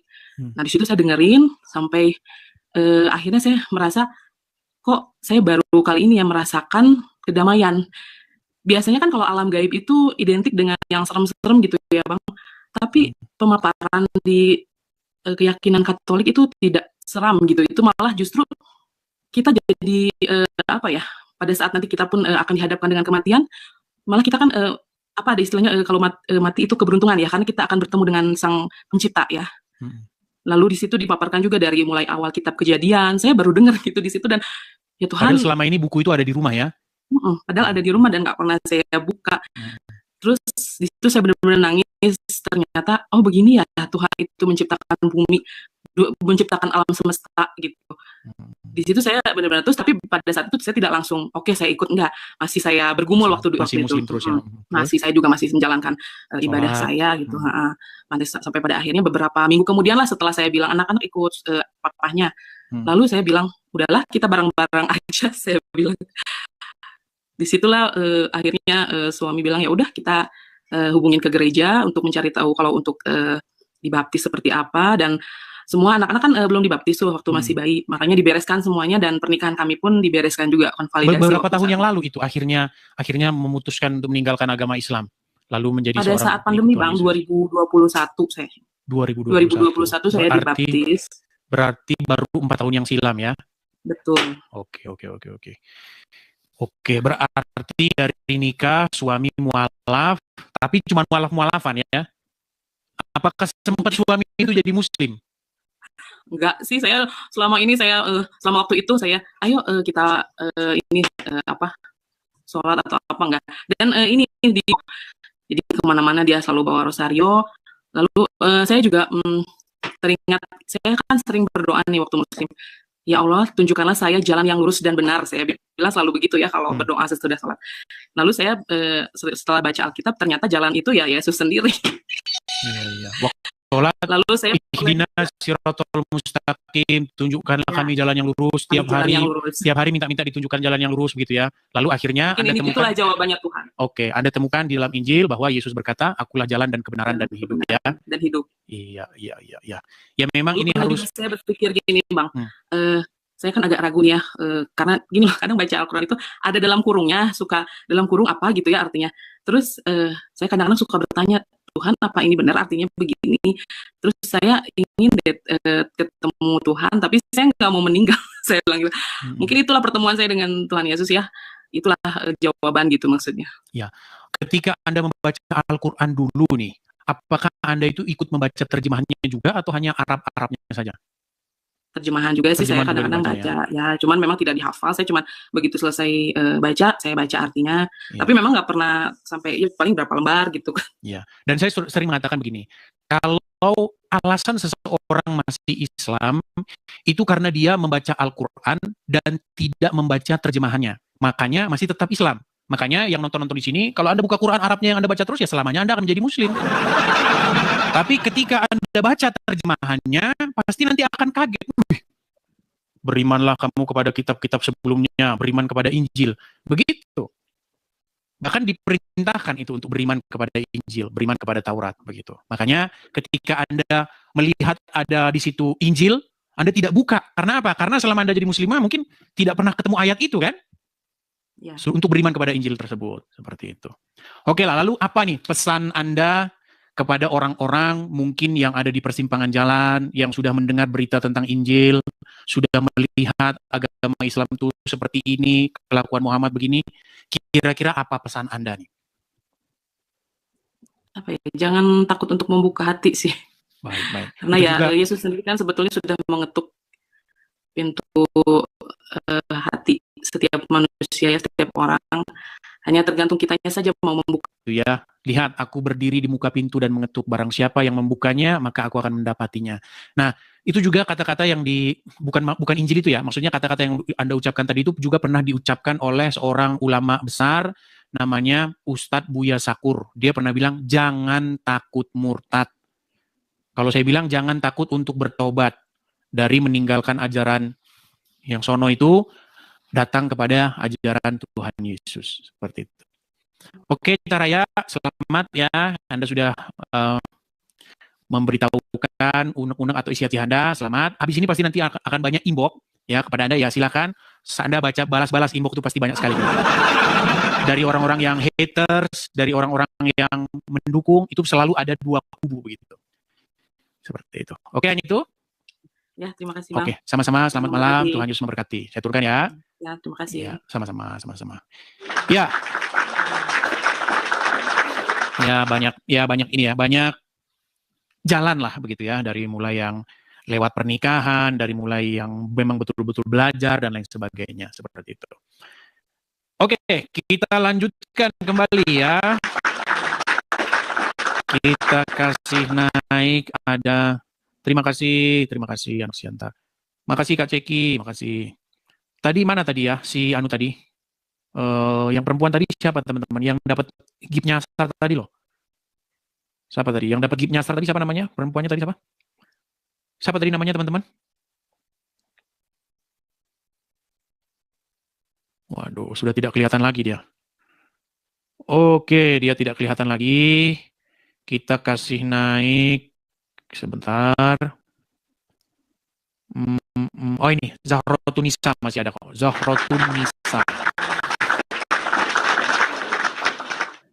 Ya, selamat malam Zahrotunisa. Ya, selamat malam. Ya, silakan Zahrotunisa, nyalakan kamera. Saya undang dari sini. Silakan Anda terima. Oke. Di YouTube bentar. masih macet-macet teman-teman. Ini sinyal saya jelek. Ini ya. Sinyalnya di sini nggak bagus. Nggak bagusnya gimana? Ini udah saya buka ini. Bukan. Di layar Anda ada apa di situ? Ada nggak? Udah saya buka ini. Atau coba di refresh, kemudian Anda naik lagi. Makanya kalau buka TikTok, seluruh aplikasi yang di belakang itu latar itu tutup semua. Jadi cuma buka TikTok saja. Jangan ada aplikasi di latar yang berjalan, biar nggak berat. Ini cuma TikTok doang ya. Tapi kenapa tidak bisa menyalakan kamera? Bentar. Udah Nah, ya? itu bisa tuh. Udah belum? Jangan nyalakan efek. Jangan menyalakan efek. Anda sudah nyala. Nah, waduh, Ini efeknya jangan dihilangin. kiri sebentar. Efeknya dihilangkan. Nah, seperti itu. Jangan diganti lagi. Ini bagaimana nih saya mengenali diri ini? Ya, silakan Zahrotunisa, apa yang ingin Anda sampaikan? Silakan. Saya nggak mau menyampaikan apa-apa. Saya cuma mau nanya aja sih Apa sebetulnya. pertanyaan Anda? Silakan. Saya cuma mau nanya. Saya rasa sih kalau saya lihat ya, siapapun yang membicarakan tentang agama, entah itu Bang Zuma atau Ustadz Yusuf PI ataupun kamu gitu ya, Edis ya. Saya rasa masing-masing dari kalian sebetulnya ingin menyuarakan kebenaran begitu. Iya nggak sih, benar nggak? Betul. Menurut pribadinya Kalau masing-masing. menurut saya pribadi kebenaran itu sesuatu yang hak, sesuatu yang warnanya bening, 100 orang di dunia bilangnya itu warnanya hitam, ya tetap aja nyatanya itu bening gitu kan, nggak perlu diperdebatkan. Air apa Makanya dulu? saya cuma pengen Kalau air putih ini ya tanya, benar, warnanya ini, bening. apa namanya? Ya. Nah, kan nggak perlu diperdebatkan gitu kan, walaupun andai kan banyak orang yang bilang itu warnanya apapun itu. Jadi makanya saya nggak tertutup untuk melihat sudut pandang siapapun. Saya cuma pengen nanya.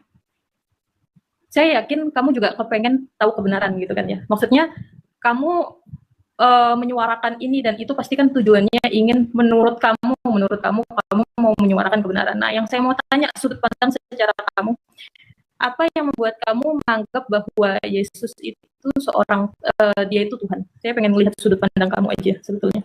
Baik. Kenapa? Baik. Jadi yang jadi masalah tuh begini. Kita ini punya definisi yang berbeda mengenai apa itu Tuhan. Karena di dalam Al-Quran maupun di dalam Bible tidak ada kata Tuhan. Setuju nggak Anda bahwa dalam Al-Quran? Nggak setuju. Oke, coba tunjukkan saya kata Tuhan di dalam Al-Quran. Saya tadi cuma ingin lihat sudut pandang Anda aja. Iya, jadi saya itu ingin, gini, ketika saya mau menjelaskan, maka saya itu harus menjelaskan yang benar. Karena Anda tanya, apa yang membuat Anda yakin bahwa Yesus itu Tuhan? Yang Anda maksud Tuhan itu apa dulu? Tuhan itu artinya seseorang atau sesuatu yang memimpin, yang mengendalikan, yang menuntun, yang mengontrol. Itu definisinya. Dan saya, orang Kristen, menjadikan Yesus sebagai Tuhan saya. Supaya apa? Supaya saya menuju kepada jalan yang benar, hidup yang kekal. Seperti itu. Dan Anda pun sesungguhnya menjadikan Muhammad sebagai Tuhan Anda. Islam itu adalah orang-orang yang menjadikan Muhammad sebagai Tuhannya, sebagai orang yang mengendalikannya, sebagai orang yang mengontrolnya. Makanya Anda pakai pakaian begini kan karena Anda dikontrol oleh Muhammad. Karena Anda dikendalikan oleh Muhammad. Makanya Anda pakai pakaian begitu. Oke, jadi begini, Hmm. kalau menurut pemahaman kamu bahwa Muhammad itu Tuhan dengan definisi yang kamu sebutkan tadi ya, dengan definisi kalau kamu menganggap Yesus itu sebagai Tuhan karena memang dia pengontrol atau sebagai apa lagi? Utusan, Pengendali, sebagai roh pemimpin, pengendali, penguasa. pengendali, pemimpin gitu ya. Yang sebetulnya menurut kami itu bukan sebutan roh, tapi lebih kepada Kan? Oke, makanya saya bilang tadi dari awal, kalau kita mau bahas sesuatu, kita itu harus ngerti yang kita bahas itu apa. Bible atau Injil kami itu tidak ditulis dalam bahasa Indonesia. Yesus sebagai kurios kami. Apa itu kurios? Kurios itu kalau bahasa Jawanya itu gusti kami. Gusti, paduka kami.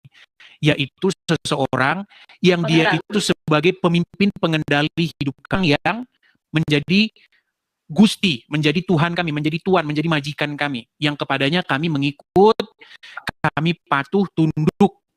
Seperti itu. Karena itulah jalan keselamatan di dalam Injil itu. Menjadikan Yesus sebagai Tuhannya. Nah, sementara di dalam agama Islam, Anda diwajibkan untuk menundukkan diri, menaklukkan diri, taat, patuh kepada seorang manusia yang bernama Muhammad. Betul? Nah, makanya saya mau nanya, perintah untuk taat, tunggu sebentar. Perintah untuk taat kepada Muhammad itu turunnya dari siapa? Saya mau nanya dulu. Menurut Muhammad. Ini menurut Muhammad ya. Kata Allah. Tapi kan kata Muhammad. Kamu ya. Iya. Oke, di dalam pandang kamu. Oke. Baik. Di dalam Al-Qur'an, pemahaman kamu gitu ya. Nampaknya dia delay, teman-teman. Tapi nggak apa-apa lah ya. Gini, di dalam hadis maupun di dalam Al-Qur'an, mengikuti Muhammad, takluk tunduk kepada Muhammad, itu adalah perintah daripada Allah, kata Muhammad. Makanya Muhammad berkata, barang siapa yang taat kepadaku, sesungguhnya dia telah taat kepada Allah. Jadi, mentaati Muhammad, menaklukkan diri, menyerahkan diri dalam ketundukan dan kepatuhan kepada Muhammad adalah perintah daripada Allah. Karena tidak mungkin menundukkan diri kepada Allah, patuh sama Allah, kalau tidak menundukkan diri dan patuh sama Muhammad. Betul? Nah, di dalam kekristenan pun, ya, makanya setelah saya mengkaji agama Islam secara mendalam, sebenarnya Islam itu adalah sebuah copy paste dari agama Kristen. Cuman subjeknya berbeda. Subjeknya adalah Tuhan negeri Arab, Tuhan negeri Mekah, dan Muhammad sebagai pelaksananya. Nah, di dalam agama Kristen sebenarnya tidak mungkin seseorang menaklukkan diri kepada Bapa di surga kalau tidak menaklukkan diri kepada firman-Nya. Nah, firman-Nya itu sudah turun ke dunia menjadi manusia. Namanya Yesus. Jadi, menuhankan Yesus itu sejatinya adalah menuhankan Bapa di surga. Menundukkan diri kepada Bapa di surga, itu harus menundukkan diri juga kepada Yesus. Karena Yesus itu merupakan gambar daripada Bapa di surga. Maka kata Tuhan Yesus, barang siapa melihat aku, ia telah melihat dia yang mengutus aku. Jadi tidak mungkin menuhankan Bapa di surga kalau tidak menuhankan Yesus. Oke, saya tidak tahu Anda paham atau tidak dengan penjelasan saya. Silakan. Ya, saya paham sama maksud kamu. Cuma saya lebih kepada tipe orang yang terbuka saja. Jadi saya menghargai semua pendapat orang. Semua orang kan punya pendapat, ya kan? Jadi saya nggak mau mendebat siapapun. Saya cuma ingin diskusi biasa aja, santai. Jadi yang saya mau tanya sama kamu, perintah Yesus kepada kamu atau perintah karena kamu mengikuti perintah Bapa, perintah Allah untuk tunduk kepada Yesus, atau karena kamu yang menundukkan diri sendiri ke Yesus? Pertanyaan yang bagus. Baik, siapa yang menginginkan supaya kita taat patuh pada Tuhan Yesus? Tuhan Yesus sendiri dan juga Bapa di surga. Ketika Tuhan Yesus dibaptis di Sungai Yordan, ada suara dari surga yang berkata, inilah anakku yang kukasihi, kepadanya lah aku berkenan, dengarkanlah dia. Lalu Yesus juga berkata, barang siapa percaya kepadaku, ia akan melihat hidup yang kekal. Barang siapa percaya kepadaku, ia melakukan perintah-perintahku. Jadi kedua-duanya, baik Bapa di surga maupun Tuhan Yesus sendiri, memerintahkan untuk mematuhinya. Oke, berarti kamu melakukan itu karena memang itu perintah Tuhan kepada Yesus, kemudian Yesus juga memerintahkan kepada yang diutus, ya kan? Paham? Betul, sepakat di sini ya. Nah, yang ingin saya sampaikan, yang ingin saya tanyakan, bukankah Allah atau Tuhan Tidak. dengan kalimat yang sama? Tidak benar. Nah, ini kesalahannya. Inilah kesalahan orang Islam. Perhatikan. Jikalau seorang nabi Ini, tolong berkata, gini. Tunggu sebentar. Jadi begini, ini kan kita sedang membahas sudut pandang. Namanya kita membahas sudut pandang, makanya saya tidak mengatakan kamu salah ataupun benar. Karena namanya ya, sudut makanya pandang saya katakan ini dalam sudut pandang saya. itu Gini, pun juga, oke, ketika kamu mengatakan, juga saya mohon maaf untuk tidak, itu pun juga saya untuk meminta tidak langsung menghakimi salah atau benar sudut pandang Islam, karena pun saya juga nggak menghakimi sudut pandang Anda gitu loh. begini, kenapa Namanya saya sudut pandang itu katakan, kan bebas siapapun. oke, baik, biar saya bicara dulu. Kenapa saya katakan Anda keliru? Karena Anda mengatakan bahwa bukankah Tuhan memerintahkan untuk taat kepada nabi yang lain seperti Musa dan lain sebagainya? Tidak pernah ada. Yang diperintahkan oleh para nabi itu adalah supaya taat kepada firman Tuhan. Kalau ada nabi berkata, taatlah kepadaku, maka nabi tersebut telah duduk di kursi yang bukan kursinya dia. Nabi di dalam Bible tidak boleh nabi berkata begini, inilah perkataanku yang harus kau patuhi. Nggak pernah. Makanya nabi-nabi selalu datang dengan kata-kata begini, beginilah firman Tuhan, bahwasanya bla bla bla. Beginilah firman Tuhan, bla bla bla. Dia tidak pernah berkata, beginilah perkataanku. Jadi seorang nabi di dalam Bible itu adalah manusia biasa dan dia berbuat dosa juga. Musa berbuat kesalahan. Daud berbuat kesalahan. Semua nabi-nabi itu jatuh juga ke dalam dosa. Makanya tidak boleh nabi berkata, taatlah kepadaku. Tetapi nabi-nabi harus berkata, taatlah kepada firman Tuhan yang kusampaikan. Makanya kalau ada nabi ngomong patuhlah kamu kepadaku, dia sudah duduk di kursinya Tuhan. Dia telah mengambil kemuliaan Tuhan tersebut. Nah, di dalam Injil, Yesus bukan hanya sekedar nabi. Dia adalah sang firman itu sendiri. Firman Tuhan yang nuzul menjadi manusia. Makanya Yesus berkata, aku berkata kepadamu. Dia selalu berkata begitu. Di dalam bahasa Aramnya, dia berkata, amin, amin. Katanya, sesungguhnya, saya berkata kepadamu, bla bla bla bla bla bla. Makanya beda Yesus dengan nabi-nabi. Yesus memang seorang nabi juga, tetapi dia tidak sama dengan nabi-nabi yang lain. Begitu. Nah, sementara di dalam agama Islam, Muhammad berkata, perkataanku, barang siapa yang taat kepadaku, dia taat kepada Allah. Jadi taat kepada Muhammad itu sama dengan taat kepada Allah. Muhammad itu sama. Padahal Muhammad berbuat dosa. Ini satu hal. Iya, dengarkan saya sebentar. Silakan. Satu hal yang membuat menarik untuk saya. Jadi sejak dulu saya itu suka sekali baca ya. Jadi saya sering dulu ketika saya masih kecil, saya sempat membaca-baca Bible begitu. Dan itu cukup mengasah saya untuk berpikir lebih dalam begitu ya. Jadi yang satu kesalahpahaman yang saya dapatkan itu seperti ini, begini. Jadi, ketika di Al-Quran itu Allah mengatakan, kul, katakanlah kepada Muhammad. Muhammad bilang ke orang-orang, oh, siapa yang taat kepadamu, maka taat kepada Allah. Itu ada jeda, ada pembeda. Kalimat Allah kepada Muhammad untuk disampaikan kepada manusia, itu ada kalimatnya beda, ada jedanya. Itulah kenapa ulama-ulama atau orang-orang yang alim untuk mempelajari atau memaknai Al-Quran, dia wajib harus menguasai ilmu bahasa Arab. Dia nggak bisa langsung memahami isi Al-Quran kalau dia nggak paham isi bahasa Arab. Karena memang ada yang seperti itu. Qala sama kul aja artinya bisa beda begitu. Baik. Nah satu mungkin ya sebentar ya. Jadi satu yang cukup membuat risau yang saya baca di kitab Bible adalah kalimat Allah sendiri dengan Allah ketika memerintahkan Yesus untuk berkata kepada kepada umatnya itu seperti tidak ada jeda atau tidak ada pemisah sehingga menjadi rancu.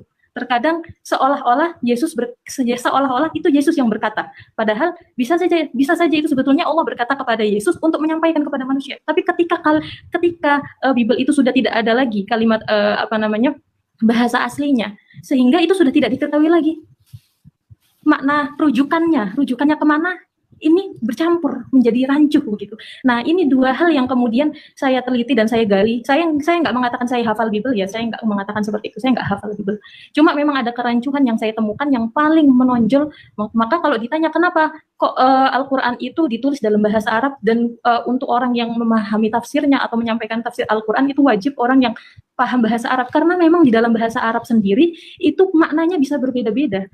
Saya bilang sama kamu, dengan saya menyuruh kamu mengatakan kepada orang, itu aja kalimatnya sudah beda. Dan itu kalau kita nggak belajar bahasa Arab, akhirnya rancu. Misalnya saya kasih contoh seperti ini, kalimat kayak gini. Sederhananya Al-Ikhlas gitu ya. Qul huwallahu ahad. Itu andaikan teks aslinya sudah hilang, sudahlah seolah-olah itu Muhammad yang aku jadi Tuhan. Katakanlah, Qul huwallahu ahad, dialah Tuhan yang Maha Esa. Rujukannya kalau andaikan bahasa Arab itu tidak dijaga, andaikan Al-Quran itu tidak dijaga sama Allah gitu ya, firmannya, teks aslinya tidak ada sejak dulu begitu ya, atau langsung terjemahannya gitu ya, itu bisa saja rancuh sehingga seolah-olah Muhammad yang mengaku dirinya sebagai Tuhan.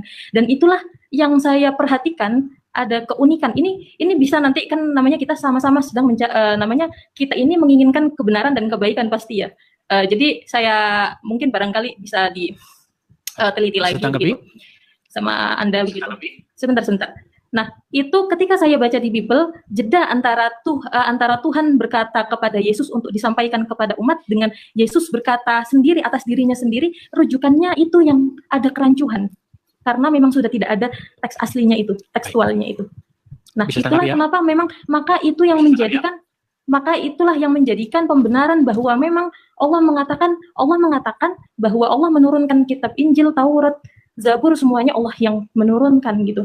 Tapi ketiga kitab itu tidak ada satupun yang Allah janjikan untuk kekal atau nggak akan diganggu-gugat sama siapapun dari makhluknya. Memang Allah nggak menjanjikan untuk menjaga semua kitab-kitab itu. Kalau ditanya kenapa tujuannya? Kenapa tujuannya Tuhan menurunkan banyak kitab kemudian membiarkan manusia itu merubah-rubah kemudian menjadi orang tersesat? Apakah Tuhan itu nggak kasih? Justru Tuhan itu sangat maha kasih. Tapi disinilah Tuhan memberikan ujian kepada manusia untuk dia mencari tahu, menganalisa, sebagaimana Tuhan memberikan ujian kepada Adam. Sudah bisa ujian imannya. Ketika sebagaimana Tuhan itu memberikan ujian kepada iblis, begitu. Akan terlihatlah iman seseorang itu ketika diuji. Ya, oke, baik. Silakan. Saya tanggapi satu persatu ya. Baik. Statement Anda yang pertama mengatakan bahwa Bible kami atau Injil kami itu tidak ada bahasa aslinya. Itu statement Anda yang salah. Ya. Silakan Anda pergi ke toko-toko buku Kristen, beli saja di situ Injil berikut bahasa aslinya, ada semua. Itu fitnah yang pertama. Kemudian yang kedua, Anda katakan tadi bahwa kita ini sama-sama ingin menyampaikan kebenaran menurut perspektif kita masing-masing. Anda Islam, Anda ingin menyampaikan apa yang menurut Anda benar. Saya Kristen, saya ingin menyampaikan apa yang menurut saya benar. Tetapi yang terjadi di negara kita tercinta ini, ketika Muslim berbicara tentang sudut pandang agamanya, itu dilindungi oleh hukum, dilindungi oleh negara. Bahkan ketika Zakir Naik diundang untuk berbicara sudut pandang Islam, ya, dia berkata bahwa Yesus orang Muslim, Yesus itu sholat, Yesus itu begini, itu tidak masalah. Tetapi yang terjadi dengan orang-orang Kristen, ketika orang Kristen berbicara tentang sudut pandangnya, mendapatkan persekusi, mendapatkan, ya, Anda sudah tahu sendiri. Tuh, yang kedua. Kemudian yang ketiga, kamu mengatakan masalah Muhammad disuruh berkata. Nah, kalau kita mau betul-betul ya, kalau Anda mau jujur, ya, saya akan tunjukkan kepada Anda satu contoh. Bagaimana Muhammad itu justru malah dia tidak pernah melaksanakan apa yang diperintahkan kepada dia. Saya kasih contohnya nih. Nih, di dalam surat Al-Ahzab ayat 33, boleh nanti Anda cek, di situ dikatakan, katakanlah, wahai Muhammad, jikalau ada orang bertanya kepadamu tentang hari kiamat, katakanlah, kiamat itu hanya ada di sisi Allah. Dan boleh jadi, saya bisukan dulu ya, karena menggema, nanti Anda boleh ini ya. Di sini dikatakan, di dalam Al-Ahzab 33, kalau ada orang bertanya kepadamu tentang hari kiamat, katakanlah, kiamat itu di sisi Allah, dan boleh jadi kiamat itu sudah dekat. Nah, apakah Muhammad melaksanakan apa yang diperintahkan kepadanya? Ternyata tidak. Ternyata Muhammad malah menjelaskan bahwa kiamat itu tidak akan terjadi kecuali hari Jumat. Nah, ini menjadi satu dari ratusan examples yang akan saya berikan kepada kamu, bahwasanya Muhammad tidak pernah mengatakan sesuatu yang diperintahkan kepadanya. Kemudian yang kedua, masalah seseorang itu harus paham bahasa Arab dulu untuk memahami Al-Quran. Dalam satu sisi saya setuju kepada Anda, tetapi sayang seribu sayang, sekalipun kita sudah paham bahasa Arab, sekalipun kita sudah fasih ahli berbahasa Arab, tidak mungkin kita akan mengerti isi Al-Quran. Contoh, satu ayat yang Anda ungkapkan tadi, di dalam surat Al-Ikhlas. Qul huwallahu ahad, Allahu somad. Apa somad itu? Sampai sekarang umat muslim tidak tahu apa itu somad, kecuali ngarang bebas. Dan ada banyak sekali ayat-ayat di dalam Al-Quran, kosakata di dalam Al-Quran, yang memang tidak bisa dipecahkan sekalipun orang tersebut udah kursus bahasa Arab 40 tahun.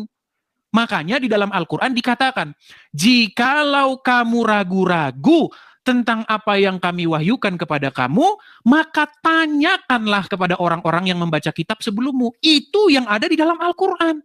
Al-Quran memerintahkan untuk bertanya kepada ahli kitab. Orang-orang yang membaca kitab sebelumnya, yakni Taurat dan Injil. Karena hanya itulah yang bisa memecahkan pertanyaan-pertanyaan di dalam Al-Quran. Coba, adakah umat muslim yang tahu apa itu Alif Lam Mim? Adakah orang muslim yang tahu apa itu Somad?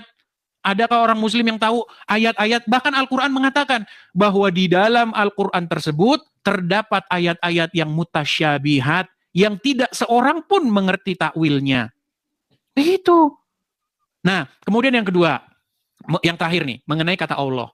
Inilah makanya saya bilang, tidak pernah ada kata Allah di dalam Injil, di dalam Taurat. Jadi, yang orang Muslim, yang orang Islam ikuti, Tuhan kan, itu adalah Tuhan negeri Mekah. Tuhan yang disembah oleh orang-orang Quraisy. Ketika Muhammad pertama kali mengaku sebagai Nabi, dia ingin mengajak orang-orang Quraisy itu untuk berbakti kepada Tuhannya orang Yahudi dan Tuhannya orang Nasrani. Makanya kiblatnya pertama kali itu ke Yerusalem, ke Baitul Maqdis. Tidak pernah Muhammad mengajak berbakti kepada Tuhannya orang Quraisy. Bahkan Muhammad mengutuki, bahkan Muhammad mengatakan mereka itu penyembah berhala. Lalu ternyata di pertengahan jalan Muhammad ditolak oleh orang-orang Yahudi. Sehingga Muhammad membalikkan kiblatnya karena dia tidak dapat dukungan dari orang-orang Yahudi, dia balikkan kiblatnya ke kiblat para penyembah berhala di Ka'bah. Sehingga Muhammad dan umat muslim sampai sekarang mereka menyembah Allah, Tuhan negeri Mekah. Ketahuilah bahwa Tuhannya Musa, Daud, dan nabi-nabi sebelumnya di dalam Injil bukan Allah. Tetapi Yod-He-Vav-He. Makanya kalau kami baca itu Yahweh seperti itu. Atau Yehova. Makanya ada istilah haleluya. Nah ternyata Al-Quran masih meninggalkan bekas-bekas itu yang belum hilang. Makanya nabi-nabi di dalam Al-Quran, contohnya Zakaria mengandung nama Yah, Yahya mengandung nama Yah. Nabi-nabi di dalam Al-Quran tidak ada satupun namanya yang mengandung nama Allah. Nggak ada. Sebutkan nabi yang mengandung nama Allah di dalamnya. Nggak ada. Yesaya. Kemudian apa lagi? Mengandung nama Yah di dalamnya. Nah, ini yang masih lupa, masih tertinggal di dalam Al-Quran. Itu bukti bahwasanya nama Tuhan itu bukan Allah. Kalau nama Tuhan itu Allah, namanya tidak mungkin Zakaria, Zakarullah artinya. Karena seperti itu. Itu sedikit yang mau saya sampaikan kepada kamu. Masih banyak hal sebenarnya yang mau saya sampaikan, tapi nampaknya sinyalmu delay. Silakan tanggapanmu. Di unmute dulu. Silakan. Oke. Saya dengar semuanya. Seperti yang tadi kamu sampaikan ya, kamu merasa bahwa apa yang saya sampaikan tentang Bible ataupun tentang Yesus itu kamu anggap fitnah gitu ya, walaupun sebetulnya sejak awal saya maksudnya adalah membahas tentang sudut pandang. Maka rasanya saya juga nggak salah gitu ya kalau saya mengatakan bahwa apa yang kamu sampaikan tadi tentang Islam atau Al-Quran itu banyak tiruan atau itu fitnah gitu. Coba ulas sedikit mengenai hari kiamat. Suaranya parah teman-teman. Zahrotun, kami tidak bisa mendengar suara Anda dengan baik, ini masalahnya. Dengar?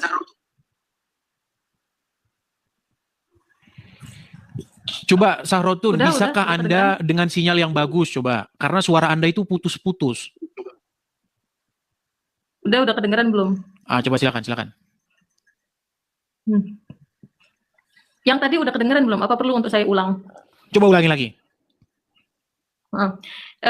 Sebetulnya begini ya, karena yang sejak awal tadi saya bilang bahwa saya hanya ingin melihat sudut pandang satu sama lain tanpa menyalahkan siapapun begitu kan, karena bukan ingin mendebat atau bagaimana, bukan ingin bertengkar begitu ya, tapi lebih kepada ingin melihat sudut pandang kebenaran. Cuma karena tadi Anda sempat menyebutkan bahwa apa yang saya sampaikan tentang Bible ataupun tentang Yesus Anda anggap sebagai fitnah karena menurut Anda saya tidak begitu memahami tentang Yesus ataupun tentang Bible gitu ya. Jadi saya rasa saya juga layak dan pantas untuk mengatakan bahwa apa yang tadi Anda sampaikan tentang Al-Qur'an ataupun tentang Muhammad ataupun tentang Islam pun juga banyak kesalahpahaman atau bisa saya kita kasih contoh tadi. Sebetulnya. Kita kasih contohnya. Betul tidak bahwa Muhammad diperintahkan untuk mengatakan kalau ada orang yang bertanya tentang hari kiamat, harus dia jawab katakanlah kiamat itu hanya di sisi Allah. Nah itu ingin saya bahas sebelumnya sebentar. Tentang yang hari kiamat tadi, saya ingin tanya kepada Anda, adakah satu kalimat yang keluar dari Nabi Muhammad yang mengatakan bahwa detik, menit, atau jamnya kapan secara pasti? Ada? Hari dikatakan yaum. Yaum itu artinya hari. Tapi, yaum itu artinya hari. Ya betul, yaum hari. Tapi adakah secara spesifik mengenai tanggal, jam, waktu, detiknya, apakah ada dikatakan? Iya, yang jelas kan Jumat. Artinya sudah diketahui harinya kan? Orang-orang tidak bertanya jam berapa kiamat. Orang-orang tidak bertanya tanggal berapa kiamat. Orang-orang bertanya hari apa kiamat itu. Makanya di dalam Al-Quran, katakanlah kiamat itu hanya di sisi Allah. Tidak ada yang mengetahuinya. Itu kan yang diperintahkan oleh Al-Quran kepada Muhammad, betul? Tetapi ternyata Muhammad malah berkata dalam sebuah hadis, kiamat tidak mungkin terjadi kecuali hari Jumat, betul? Nah, ini ingin saya jelaskan sedikit sebentar ya. Saya ingin menjelaskan. Di kalimat innama atau hanya di sisi Allah, innama itu menunjukkan ada kalimat illah. Kalau dalam bahasa Arab ada makna pengecualian illah. Yang mana tidak seluruh serta-merta, tidak diketahui keseluruhan, itu tidak. Tidak seperti itu secara maknanya. Maka ketika dikatakan, maka tadi saya tanya, apakah ada Nabi Muhammad mengatakan secara spesifik detik, tanggal, ataupun nampaknya kita berulang-ulang ini Zahrotunisa. Begini Zahrotunisa ya, begini. Jam ataupun waktu. Kan orang-orang itu tidak bertanya jam. Apakah orang-orang bertanya jam berapa hari kiamat? Tidak kan? Tunggu sebentar. Makanya ini pahami kata-kata saya yang tadi. Secara spesifik, namanya spesifik itu apa sih? Spesifik itu lebih secara dalam lagi. Nah, kecuali orang-orang juga tidak bertanya secara spesifik detail jamnya, tanggalnya. Orang-orang tidak tanya itu. Orang-orang bertanya tentang hari apa kiamat itu akan terjadi, betul? Atau coba dulu lah dibaca dulu surat Al-Ahzab 63. Coba baca dulu surat Al-Ahzab 63. Bunyinya bagaimana? Oke, coba tunjukkan. Baik. Ayatnya. Di dalam surat Al-Ahzab 63, saya tunjukkan ya. Al-Ahzab 63. Sebentar ya. Supaya kita ini tidak debat kusir, kita kasih contohnya ya. Nih. Saya balikkan kamera saya sebentar. Nih. Kelihatan ya? Surat Al-Ahzab 63, betul? 63, betul? Oke. Manusia bertanya Manusia bertanya kepadamu. Ya, saya paham. Mu di sini maksudnya Muhammad, betul? Ya. Oke, tunjukkan bahasa Arabnya. Oke. Ketahuilah Ketahuilah bahwa bahasa Arabnya. Ini boleh bahasa Arabnya. Maaf sebentar. Boleh. Jangan terlalu dekat. Nah, yas'aluka, dia bertanya kepadamu an-nasu manusia. Ani saati dari hari kiamat. Kul, katakanlah Muhammad, innama. Innama menunjukkan kalimat yang bukan innama dalam bahasa Arab itu ada pengecualian illah. Terus? Nah, ini kan kalau kita tidak memahami bahasa Arab, maka kita akan bingung mengartikan Al-Qur'an. Oke, jadi artinya gimana? Berarti terjemahnya salah. Maka tunggu. Bukan terjemahnya salah. Makanya coba buka dulu sebentar kalimatnya. Coba, di situ ada Al-Quran? Iya, tapi saya lagi nggak bisa buka Al-Quran. Ini kalau saya buka Al-Quran di HP nanti Baik. Ada Al-Quran yang buku di situ? Saya sedang nggak boleh megang Al-Quran. Baiklah, ya saya ulangi satu kali lagi. Baik. Coba Anda yang baca sekarang. Ya, Yas'aluka, dia bertanya kepadamu, annasu, para manusia, anisaati, tentang hari kiamat. Kul, katakanlah wahai Muhammad, innama, hanyalah di sini menunjukkan kalimat hasyr itu ada pengecualian, illah, yang tidak tertampak. Ilmuha, pengetahuan tentang hari kiamat, indallah, hanya di sisi Allah. Oke. Hanya kembali kepada innama, yang mana innama itu ada kalimat illah di dalam bahasa Arab, ada boleh pengecualian illah. Oke, Indallah di sisi artinya Allah. menurut Al-Qur'an. Oke, menurut Al-Quran siapa pengetahuan tentang hari kiamat itu, siapa yang tahu? Kan tadi saya sudah mengatakan, kul, katakanlah Muhammad, innama kalimat hasyr hanyalah di sini itu bisa ada pengecualian illah, menyimpan kata illah. Maksudnya Bisa gimana? dipahami? Saya bingung loh. Nah itulah. Oke, yang coba saya gini ingin saja, biar sampaikan. biar mudah. Gimana kalau Anda terjemahkan? Karena saya bingung, pengetahuan gimana, ilah saya nggak ngerti. Coba terjemahkan aja, gimana bunyinya? Terjemahkan, iya saya terjemahkan ini ya. Yas'aluka, dia orang-orang Bukan, bahasa Indonesianya aja, jangan kepada- campur-campur biar orang nggak bingung. Langsung bahasa Indonesianya gimana artinya? Oh enggak, kalau ini kenapa kita itu selalu merujuk kepada bahasa Arab? Karena bahasa Indonesia itu terlalu sedikit untuk Oke, memahami, berarti ini makanya terjemahnya ada salah. tafsir. Bukan salah. Saya tidak mengatakan salah. Oke, Saya berarti tidak mengatakan salah, terjemahnya tapi gini. ada makna Manusia di bertanya kepadamu tentang hari kiamat. Katakanlah. Oke, berarti Muhammad disuruh berbicara, betul? dalam. Katakanlah Muhammad. Oke. Katakanlah, ilmu tentang hari kiamat itu hanya di sisi Allah. Dan tahukah engkau boleh jadi kiamat Hanya. itu sudah dekat waktunya, betul? Oke, sebentar. Innama, hanya itu bahasa Arabnya innama. Nah, innama itu di dalam bahasa Arab, kalimat hasyr, itu menyimpan ilah atau pengecualian. Bisa dipahami di sini? Maksudnya gimana? Bisa dipahami?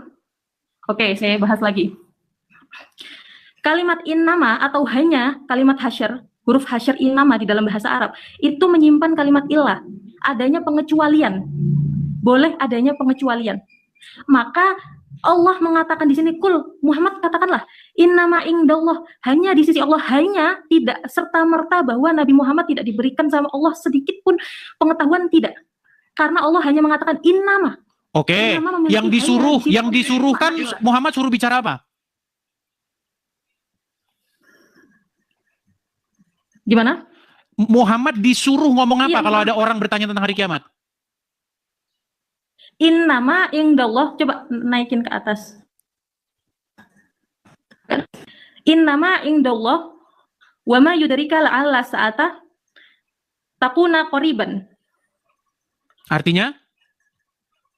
Hanyalah pengetahuan tentang hari kiamat indallah di sisi Allah itu wa ma yudrika, tidak diketahui oleh kamu la'alla sa'ata. Mungkin saja, bisa saja, semoga aja takunu, adanya hari kiamat itu qoriban, masanya, waktunya dekat. Nah, Oke, makanya artinya, saya tadi kembali oke, kepada artinya innama ketika itu. Muhammad disuruh memberitahu bahwa pengetahuan tentang hari kiamat itu hanyalah di sisi Allah. Dan boleh jadi, mungkin saja.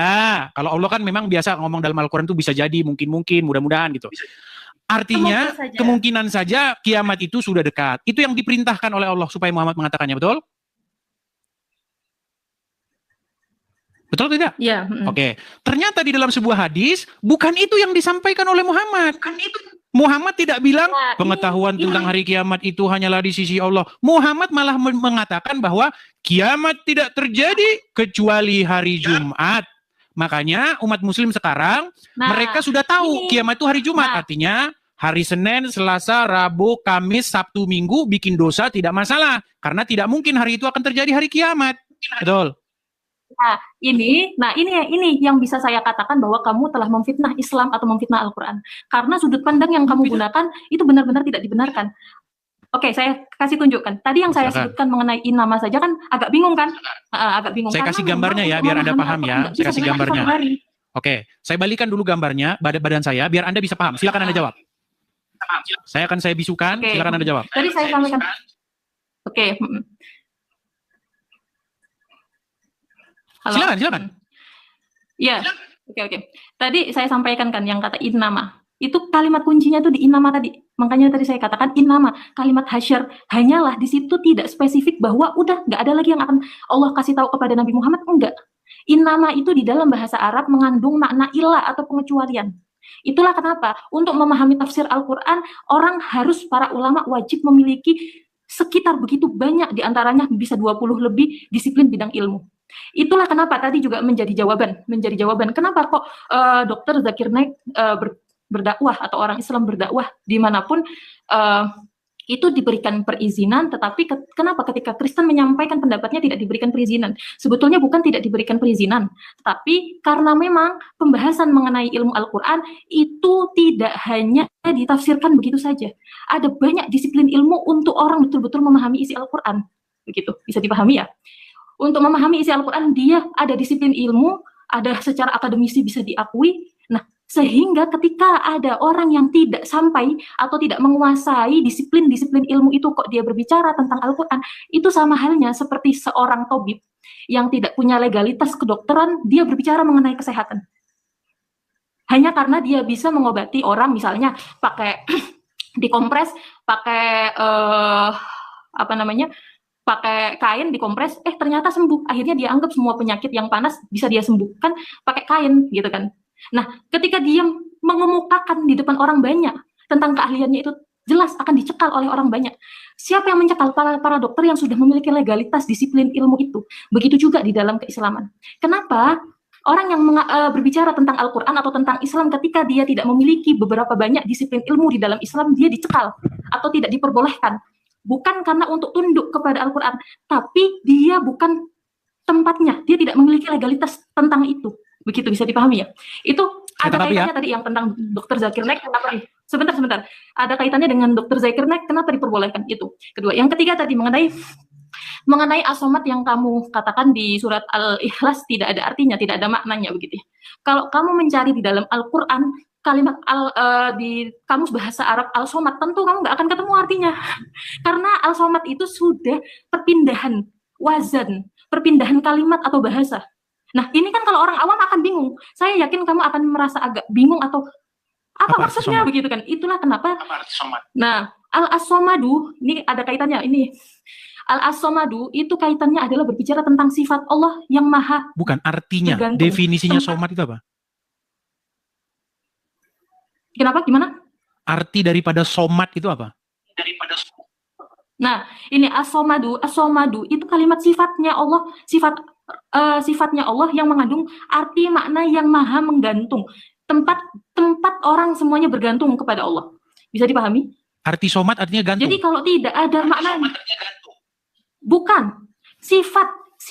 Bisa dipahami sifat. Oke, saya kasih gambaran. Bukan, bahasa Indonesianya somat apa?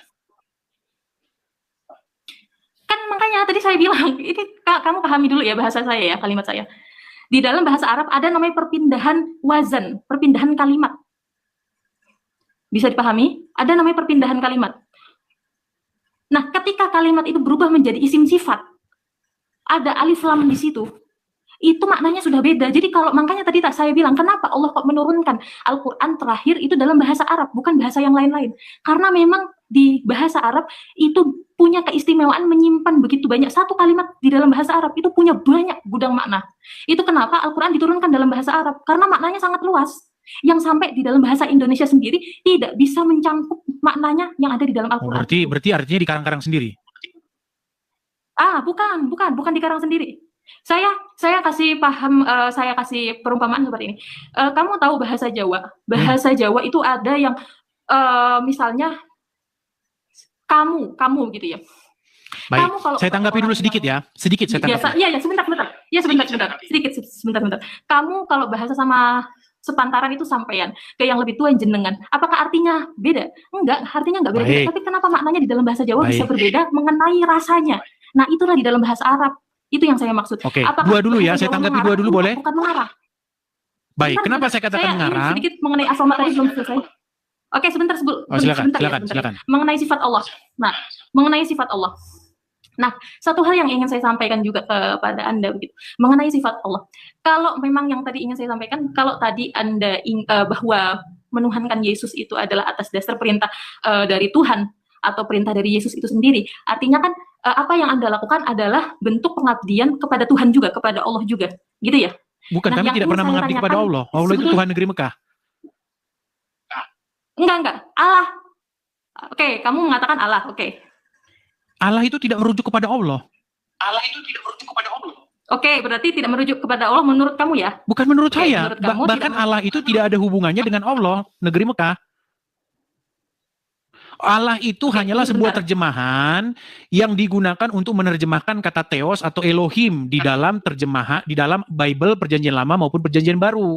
Tapi itu tidak merujuk sama sekali kepada Allahnya, Tuhannya negeri orang Islam, Tuhannya negeri Mekah. Nah, ini saya tanggapi dulu satu-satu nih, biar nggak lama-lama. Tadi kan saya sudah bicara, Oke. kasih Yang Anda, tadi sebetulnya, saya sudah kasih ya, Anda karena bicara kalau 5 menit tanggapi nih. satu persatu, sebetulnya kan, iya tadi gini sebentar. Sebetulnya tadi yang mengenai, saya udah ngejelasin ya yang tadi mengenai inam aja. Sebetulnya banyak sih yang tadi saya mau tanggapi, tapi kayaknya waktunya menurut kamu udah habis, jadi nggak apa-apa. Oke, saya tanggapi dulu. Bukan habis waktunya. Kalau kebanyakan juga saya nanggapinya agak bingung. Baik, saya bisukan dulu ya, karena menggema. Sinyalmu kurang bagus. Gini, ketika kamu mengatakan bahwasanya, oh kalau Zakir Naik, nih saya kasih contoh ya. Kalau Zakir Naik berbicara tentang agama Islam, Kristen, ya karena dia ada literasinya. Dia ada ini, ada ilmu dan lain sebagainya. Nah, ini yang saya bilang kebenaran yang sifatnya subjektif dan ditentukan oleh umat muslim sendiri. Saya cuma bermaksud kepada kamu begini ya, Zahratun Nisa. Kamu berpandangan bahwa saya ini orangnya terbuka. Saya menerima masukan dari orang lain. Sementara di detik yang sama, kamu mengingkari statementmu itu sendiri. Kalau memang kamu berbicara seperti itu, seharusnya orang-orang Kristen pun punya sudut pandang yang sama.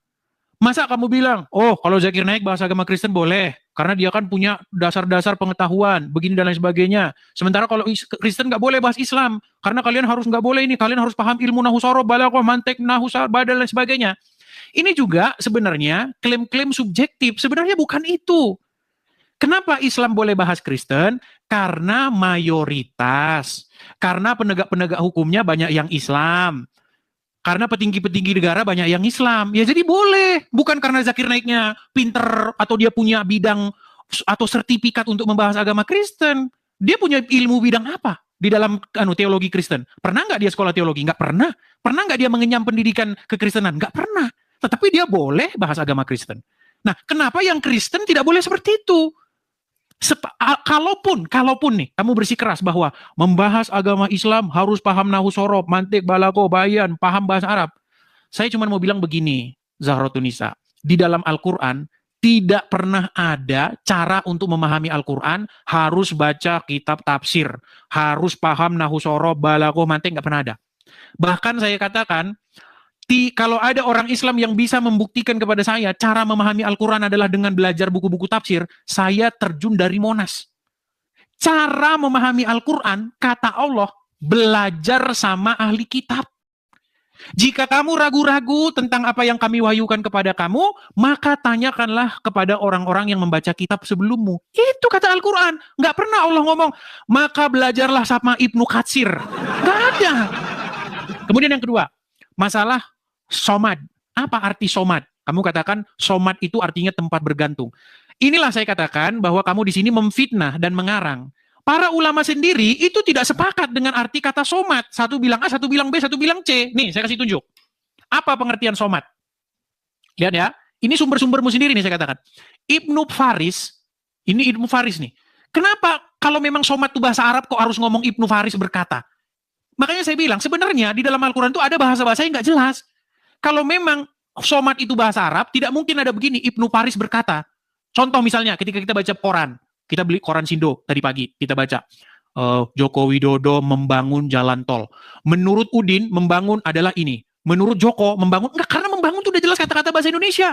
Nah, ini Ibnu Faris menjelaskan bahwa asal kata ini menunjukkan dua makna. Salah satunya adalah al-qusdu, tujuan. Artinya, orang-orang dinamakan dengan ini adalah pemimpin yang dituju dalam semua jurusan. Kemudian Ibnu Faris berkata, Allah yang maha agung kemuliaannya. As-Somad, dialah orang yang dituju. Nih. Terus, Al-Fairus, Abadi, menjelaskan bahwa termasuk makna As-Somad secara bahasa adalah Asyait, pemimpin. Ibnu Madzur menyebutkan makna As-Somad adalah yang dituju. Kemudian Ibnu Atsir berkata, As-Somad artinya Asyait, penguasa. Ini semua nggak ada yang setuju kalian. Satu bilang A, satu bilang B, satu bilang C. Gitu loh. Nah, sekarang saya mau tanya nih sama kamu. Ketika kamu membaca Al-Quran, pernah nggak kamu menemukan kata-kata mutasyabihat? Coba dibuka saja mikrofonnya, biar kita interaktifnya tidak terlalu ini. Coba dibuka saja dulu mikrofonmu, unmute dulu. Di unmute dulu, buka dulu mikrofon.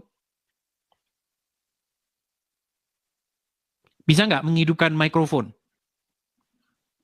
Waduh, susah. Oke. Pernah dengar istilah dalam Al-Quran mutasyabihat? Oke, sebentar ya. Jadi begini, ini saya ingin kupas sebentar. Jadi ketika kamu tadi bilang kan, saya terbuka secara pemikiran atau secara pandangan, tapi ketika kamu bertanya tentang kenapa Zakir Naik, itu kan sebuah ungkapan pertanyaan. Nah, ketika saya menjelaskan, bukan berarti saya menutup akses. Bisa dipahami ya di sini. Bukan, kamu kan mengatakan bahwa kalau Zakir Naik boleh, tapi kalau orang Kristen bahas Islam nggak boleh. Alasannya karena tidak punya bidangnya, betul? Ini saya sampaikan sebentar. Bukan Zakir Naiknya. Ini bukan soal Zakir Naik. Kalau Zakir Naik kan objeknya, bukan Zakir Naiknya. Siapapun orang yang menguasai tentang ilmu Al-Quran. Masalahnya Zakir Naik bukan bahas Al-Quran, Zahratun. Zakir Naik itu kan membahas Bible, betul? Oke. Kalau orang Islam bahas Bible boleh kan?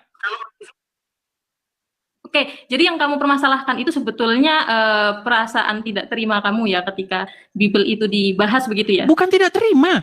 Yang saya tidak terima adalah kenapa Muslim boleh bahas Bible, Kristen nggak boleh bahas Quran. Kalau Islam bahas Bible, sama polisi dikawal. Nah, bahas-bahas aja itu Bible. Sementara kalau Kristen bahas Al-Quran, polisi mengawal juga, tapi dikawal masuk penjara. Kan itu yang terjadi di negara ini. Kamu bisa pahami ya yang tadi saya sampaikan, perbedaan antara tabib yang tidak memiliki legalitas dengan seorang dokter yang sudah memiliki apakah legalitas. Zakir Naik memiliki legalitas untuk membahas Bible? Kenapa? Oke, tunggu sebentar. Kenapa orang Kristen tidak diperbolehkan? Bukan tidak diperbolehkan untuk membahas isi Al-Quran. Di garis bawah ya, bukan tidak diperbolehkan. Tapi ketika dia membahas Al-Quran tidak sesuai dengan bahasanya, dengan isi Al-Quran itu sendiri, itu yang menjadikan seperti tidak sesuai itu dalam sudut pandangnya siapa? Nah, ini yang tadi kamu tanyakan, apakah di dalam Al-Quran itu ada pembahasan mengenai kalau mau paham Al-Quran, pelajari ilmu nahwu, sorof, mantik, dan segala macamnya. Justru Allah mengatakan suruh manusia itu bertanya kepada ahli kitab. Benar kata-kata kamu tadi seperti Memang itu? Ayatnya berbunyi seperti itu. Tanyakanlah kepada orang-orang yang membaca kitab sebelummu. Nah, ini ingin saya sampaikan seperti ini. Kenapa harus menguasai ilmu mantik? Kenapa harus menguasai? Siapa sih yang dimaksud ahli kitab di dalam Al-Quran itu? Orang-orang yang membaca Taurat dan Injil. Nah, sekarang saya tanya, apa yang mana yang disebut Injil itu yang mana? Injil itu adalah yang ada di tangannya orang-orang Kristen. Nah, kalau kamu memahami seperti itu salah. Ya sudah, kalau gitu mana Injilnya? Nah, saya kasih tahu, kenapa Bible yang kamu pegang itu tidak kita sepakati? Oke, saya terima. Jangan diulang. Kamu mengatakan bahwa apa yang ada di tangan kami itu bukan Injil. Pertanyaannya, mana Injilnya kalau begitu?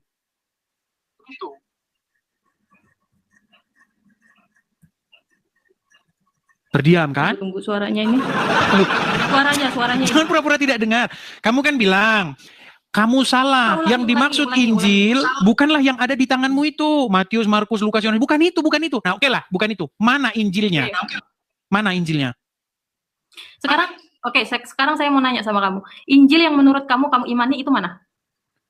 Yang ada di tangan kami. Matius, Markus, Lukas, Yohanes. Sekarang kalau memang bukan itu yang kamu maksud Injil, mana Injil yang kamu maksud? Oke, sekarang saya mau nanya sama kamu seperti ini. Kamu berarti merujuk kepada Al-Quran ya? Kenapa harus ahli kitab? Harus kepada ahli kitab? Bukan ke situ dulu, Zahratun Nisa, begini.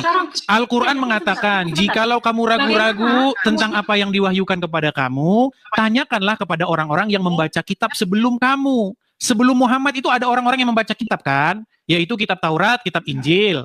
Nah, lalu kamu bilang, bukan itu yang di tangan, bukan itu Injil yang saya maksud. Mana kalau begitu, kalau bukan itu?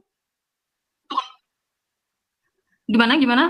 Kalau kamu mengatakan bahwa yang di tangan kami ini bukan Injil yang dimaksudkan oleh Al-Quran, apakah Al-Quran sedang merujuk kepada Injil hayalan? Dengarkan saya mau sampaikan sama kamu. Sebelum Nabi Muhammad itu diutus sempurna, Al-Quran itu diturunkan, kamu tahu siapa yang mempercayai kenabiannya Muhammad terlebih dahulu? Kamu tahu? Menurut Siapa? literatur agama Islam, yang percaya bahkan yang mengangkat Muhammad sebagai nabi itu adalah Warokah bin Naufal. Oke, terus? Nah, menurut Warokah bin Naufal, kata dia bahwa tanda kenabian itu adalah berupa tompel di punggung seseorang. Makanya, Nah, ini tompel, ini sebentar. Sebetulnya banyak sekali kalimat yang sebetulnya salah. Saya katakan salah ya yang kamu maknai, tapi saya nggak jelaskan di sini gitu, karena kalau saya jelaskan juga pasti kamu akan bingung. oke, menurut Warokah bin Naufal tanda kenabian itu apa? Menurut Warokah bin Naufal, tanda kenabian yang terdapat dalam Taurat dan Injil itu apa? Apa? Menurut Warokah bin Naufal, tanda kenabian itu adalah berupa di sini ada sebuah tompel. Terus? Sementara di Quran, di dalam Taurat atau Injil manapun tidak pernah ada tanda kenabian berupa tompel. Makanya saya bilang Warokah itu tiada lain tiada bukan karang-karangannya orang Islam sendiri. Kalau memang oke, apakah kita sedang berbicara mengenai Taurat dan Injil yang eksis, yang ada? Gini, kita sedang membicarakan Taurat dan Injil yang halu atau yang ada? Oke, tunggu sebentar. Kamu ketika membahas mengenai kembali kepada ahli kitab kan berarti kamu rujukannya kepada Al-Qur'an ya? Rujukan kamu berarti Al-Qur'an. Tapi bagaimana dengan Al-Qur'an yang mengatakan Allah bukan salah satu di antara tiga? Dan itu kenapa tidak pernah dijadikan? Baik. Masalahnya begini, Al-Quran itu adalah sekumpulan kitab kita, sekumpulan ayat-ayat yang berisi ide-ide atau gagasan-gagasan dari banyak agama. Ada dari agama Nasrani diambil dimasukin Quran. Misalnya ada Maryam, dia perawan, kemudian punya anak, kemudian ada nabi ini, nabi itu. Kemudian dari Yahudi, ada Musa, ada begini, ada begini. Nah, ini yang saya sampaikan. Tapi sebentar dulu, dicampur-campur juga dengan agama lokal, agama sukunya Muhammad, yaitu orang Quraisy. Nah, makanya tidak semua isi di dalam Al-Quran itu adalah kebenaran. Tetapi ada isinya yang dicomot-comot, yang diambil-ambil dari kitab agama lain. Nah, itulah yang saya bilangkan kepada kamu sekarang. Nah, mengenai Allah tidak salah satu dari yang ketiga, Salisun Salasa itu, mengenai Allah itu bukan satu daripada yang tiga, itu merujuk kepada agama orang-orang Quraisy. Bahwasanya Allah itu bukanlah termasuk daripada Al-Lata dan Al-Uzza dan Al-Manat. Itu mengkritik agama orang-orang Quraisy. Nah, di sini ya, saya jelaskan dulu. Ini ketika saya mau menjelaskan ini, kamu nyekal terus. Coba silakan. Sampai terlalu banyak penjelasan. Sebentar. Sampai udah terlalu banyak penjelasan yang terlewat, saya sampai lupa apa aja tadi yang mau saya jelasin begitu kan. Karena dicekal-cekal terus begitu. Yang ingin saya sampaikan, apa yang kamu pahami mengenai Al-Quran yang berupa asumsi pribadi, begitu loh, asumsi pribadi. Hal itulah yang menjadikan kenapa pembahasan mengenai Kristen untuk mengomentari Al-Quran, kamu mengatakan bahwa itu adalah campuran kitab-kitab orang terdahulu dan segala macamnya seperti itu dan seperti ini begitu. Itulah kenapa tidak diperkenankan untuk orang yang tidak memahami isi Al-Quran secara dalam. Ini yang saya bilang, ini yang saya katakan subjektif. Ketika saya mengatakan isi Al-Quran, kemudian kamu tidak bisa menjawabnya, lalu kamu katakan, makanya orang Kristen nggak boleh bahas Quran. Ini kan jawaban putus asa. Kamu tidak memberikan jawaban, tetapi kamu malah curhat, orang Kristen nggak boleh bahas Islam karena nggak paham nahu sorob, nggak paham balaghah, nggak paham mantik. Ini kan jawaban-jawaban yang nggak menjawab esensi pertanyaan. Inilah sejak awal saya sudah mengatakan kepada kamu, kitab secara terbuka berbicara secara damai dan ini dan itu. Nah, ketika saya ingin menjelaskan kamu cekal. Oke, silakan coba. Apa maksudnya Allah bukan salah satu dari yang tiga? Ketika saya mau menjelaskan, nah, tunggu sebentar. Begitu banyak nih, kayak tadi ketika saya menjelaskan tentang bahasa Arab, ilmu mantik ini dan itu belum selesai begitu kan. Saya paham kamu tidak bingung memahami itu gitu kan. Bukan saya tidak paham, Zarotunisa. Kamu sendiri menjelaskan penjelasan yang berbeda dengan ulama kamu. Mengenai kata as-somat tadi saja, kamu bilang tempat bergantung. Sementara di dalam penjelasan yang lain bukan tempat bergantung, tetapi tempat tujuan. Kan udah beda. Begini. Nih, saya kasih tahu ya sama kamu ya. Yang tadi ketika saya maknain nama itu saya jelaskan seperti kamu. Yang tadi saya kalimat. Oke, sekarang kembali, jangan ngulang lagi aja. Sekarang begini. Apa maksudnya Allah bukan salah satu dari yang tiga? Coba jelaskan kepada saya. Itulah kenapa. Sebentar. Ini terlalu banyak gitu. Sebentar. Ini terlalu banyak. Kan yang tadi pertama kali saya mau sampaikan kepada kamu itu saya mau banyak tanya sama kamu tentang perspektif sudut pandang kamu gitu. Sampai terlalu banyak yang kamu pertanyakan ketika saya menjelaskan, kemudian kamu mengatakan saya curhat ini dan itu. Akhirnya saya di sini langsung Iya, Zahratun Jadi, Nisa, masalahnya orang begini, saya- kamu tidak saya- menjawab pertanyaan, kamu malah mengatakan inilah makanya orang Kristen tidak boleh bahas Quran. Kan bukan jawaban, itu kan bukan jawaban. Sebentar, saya mengatakan sebentar. Saya percaya jawaban Oke lah, Zahratun Nisa, kami hari yang perbaikin aja dulu sinyalmu, karena kami tidak bisa dengar suaramu dengan baik. Begini, Kami tidak bisa mendengar suaramu dengan baik. Oke lah, kan ke kamu. mungkin Anda bisa naik lagi nanti atau besok, tapi sinyalnya yang bagus ya. Tanya sama orang-orang, suaramu nggak bisa kami dengar. Putus-putus. Baik teman-teman terkasih, kira-kira apa respon teman-teman ketika mendengarkan diskusi yang lumayan hangat barusan? Berikan tanggapan teman-teman di kolom komentar. Sudah saatnya para Islam, para polemikus, para ustadz itu lebih berbenah diri mengenai keyakinannya. Jangan terlalu sibuk membahas tentang kekristenan, jangan terlalu sibuk membahas tentang Alkitab yang bukan kitab sucimu.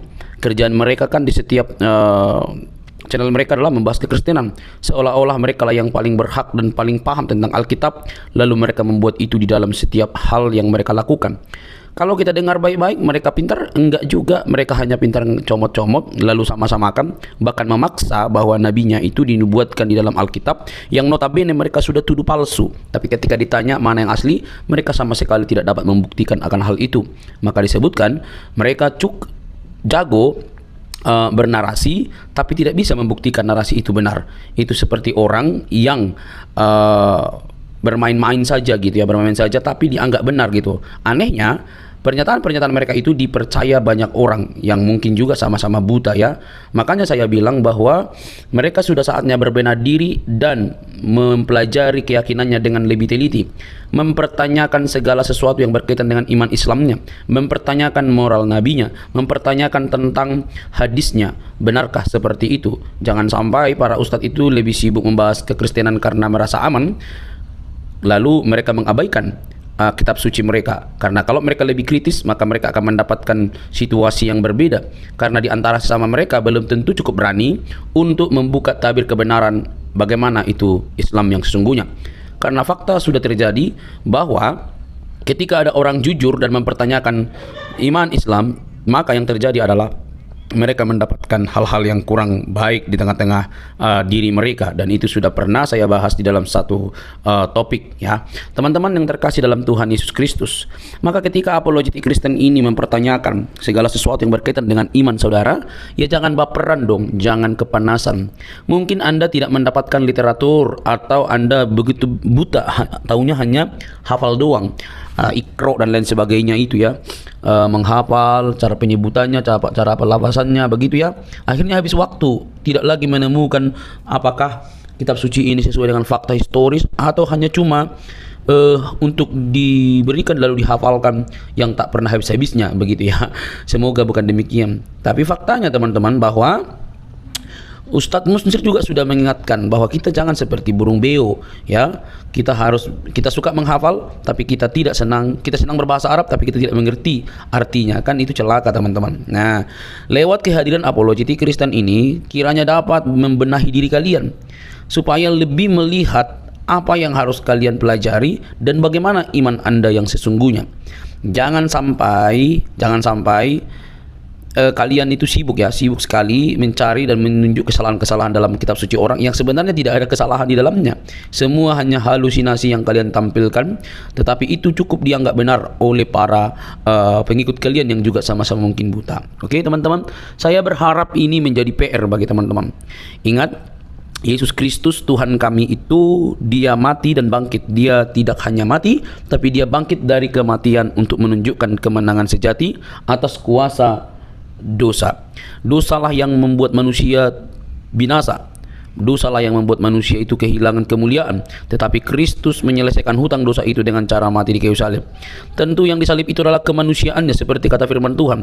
Dia yang matinya dengan cara disalib, yaitu kemanusiaannya, bukan Tuhannya. Tuhan itu kan Tuhan itu kan pemelihara. Tuhan itu kan penguasa. Tidak mungkin penguasa bisa disalib. Tetapi yang disalib adalah tubuh dagingnya, kemanusiaannya, dan kemanusiaannya itulah bangkit. Dan siapa yang membangkitkan? Tentu Allah dan dirinya sendiri. Dia bangkit oleh atas diri sendiri dan juga Allah. Nah teman-teman yang terkasih dalam Tuhan Yesus, itulah berita Injil yang sejati. yang olehnya manusia diselamatkan, yang olehnya manusia memiliki pengharapan.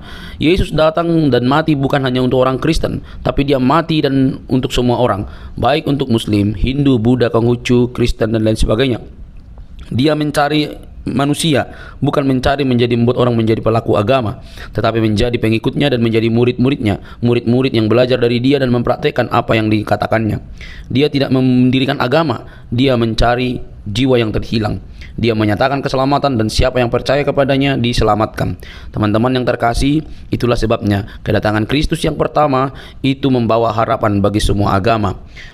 Kita tidak boleh ya seperti ahli Taurat atau orang-orang Yahudi yang keagamaannya begitu unggul tapi mereka tidak mengenal sang kebenaran yang mereka nantikan karena berbeda pemikiran. Mereka memikirkan bahwa yang datang adalah Mesias seperti keturunan Daud dalam arti bisa membela mereka, tetapi yang datang justru yang nampaknya lemah, tetapi justru yang difokuskan oleh Allah dalam Kristus adalah keselamatan umat manusia atas dosa.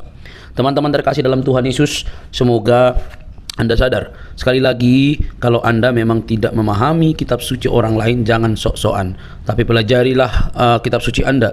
Carilah pembuktian-pembuktian yang ilmiah, termasuk arkeologi yang berkaitan dengan agama Anda. Jangan sampai Anda didapati buta, tidak bisa mempertanyakan iman Anda. Mengutip salah satu perkataan dari Profesor Buya Syakur, beragama itu seperti memegang bara, dipegang salah, dilepas salah. Jangan takut murtad, kata dia. Teman-teman terkasih, semoga video ini mencerdaskan kita. Ingat, Yesus berkata dalam Injil Yohanes 3:16, karena begitu besar kasih Allah akan dunia ini berarti semua manusia, sehingga ia telah mengaruniakan anaknya yang tunggal, supaya setiap orang yang percaya kepadanya tidak binasa, melainkan beroleh hidup yang kekal. Hidup kekal di dalam Kristus Yesus. Percayalah, biarlah keselamatan itu kalian terima dan kalian diselamatkan. Sampai ketemu di video selanjutnya. Jangan lupa untuk men-share video ini dan mendukung seluruh apologetik Kristen supaya berkiprah melalui media sehingga ada banyak orang yang dicerdaskan di zaman internet ini. Tuhan memberkati.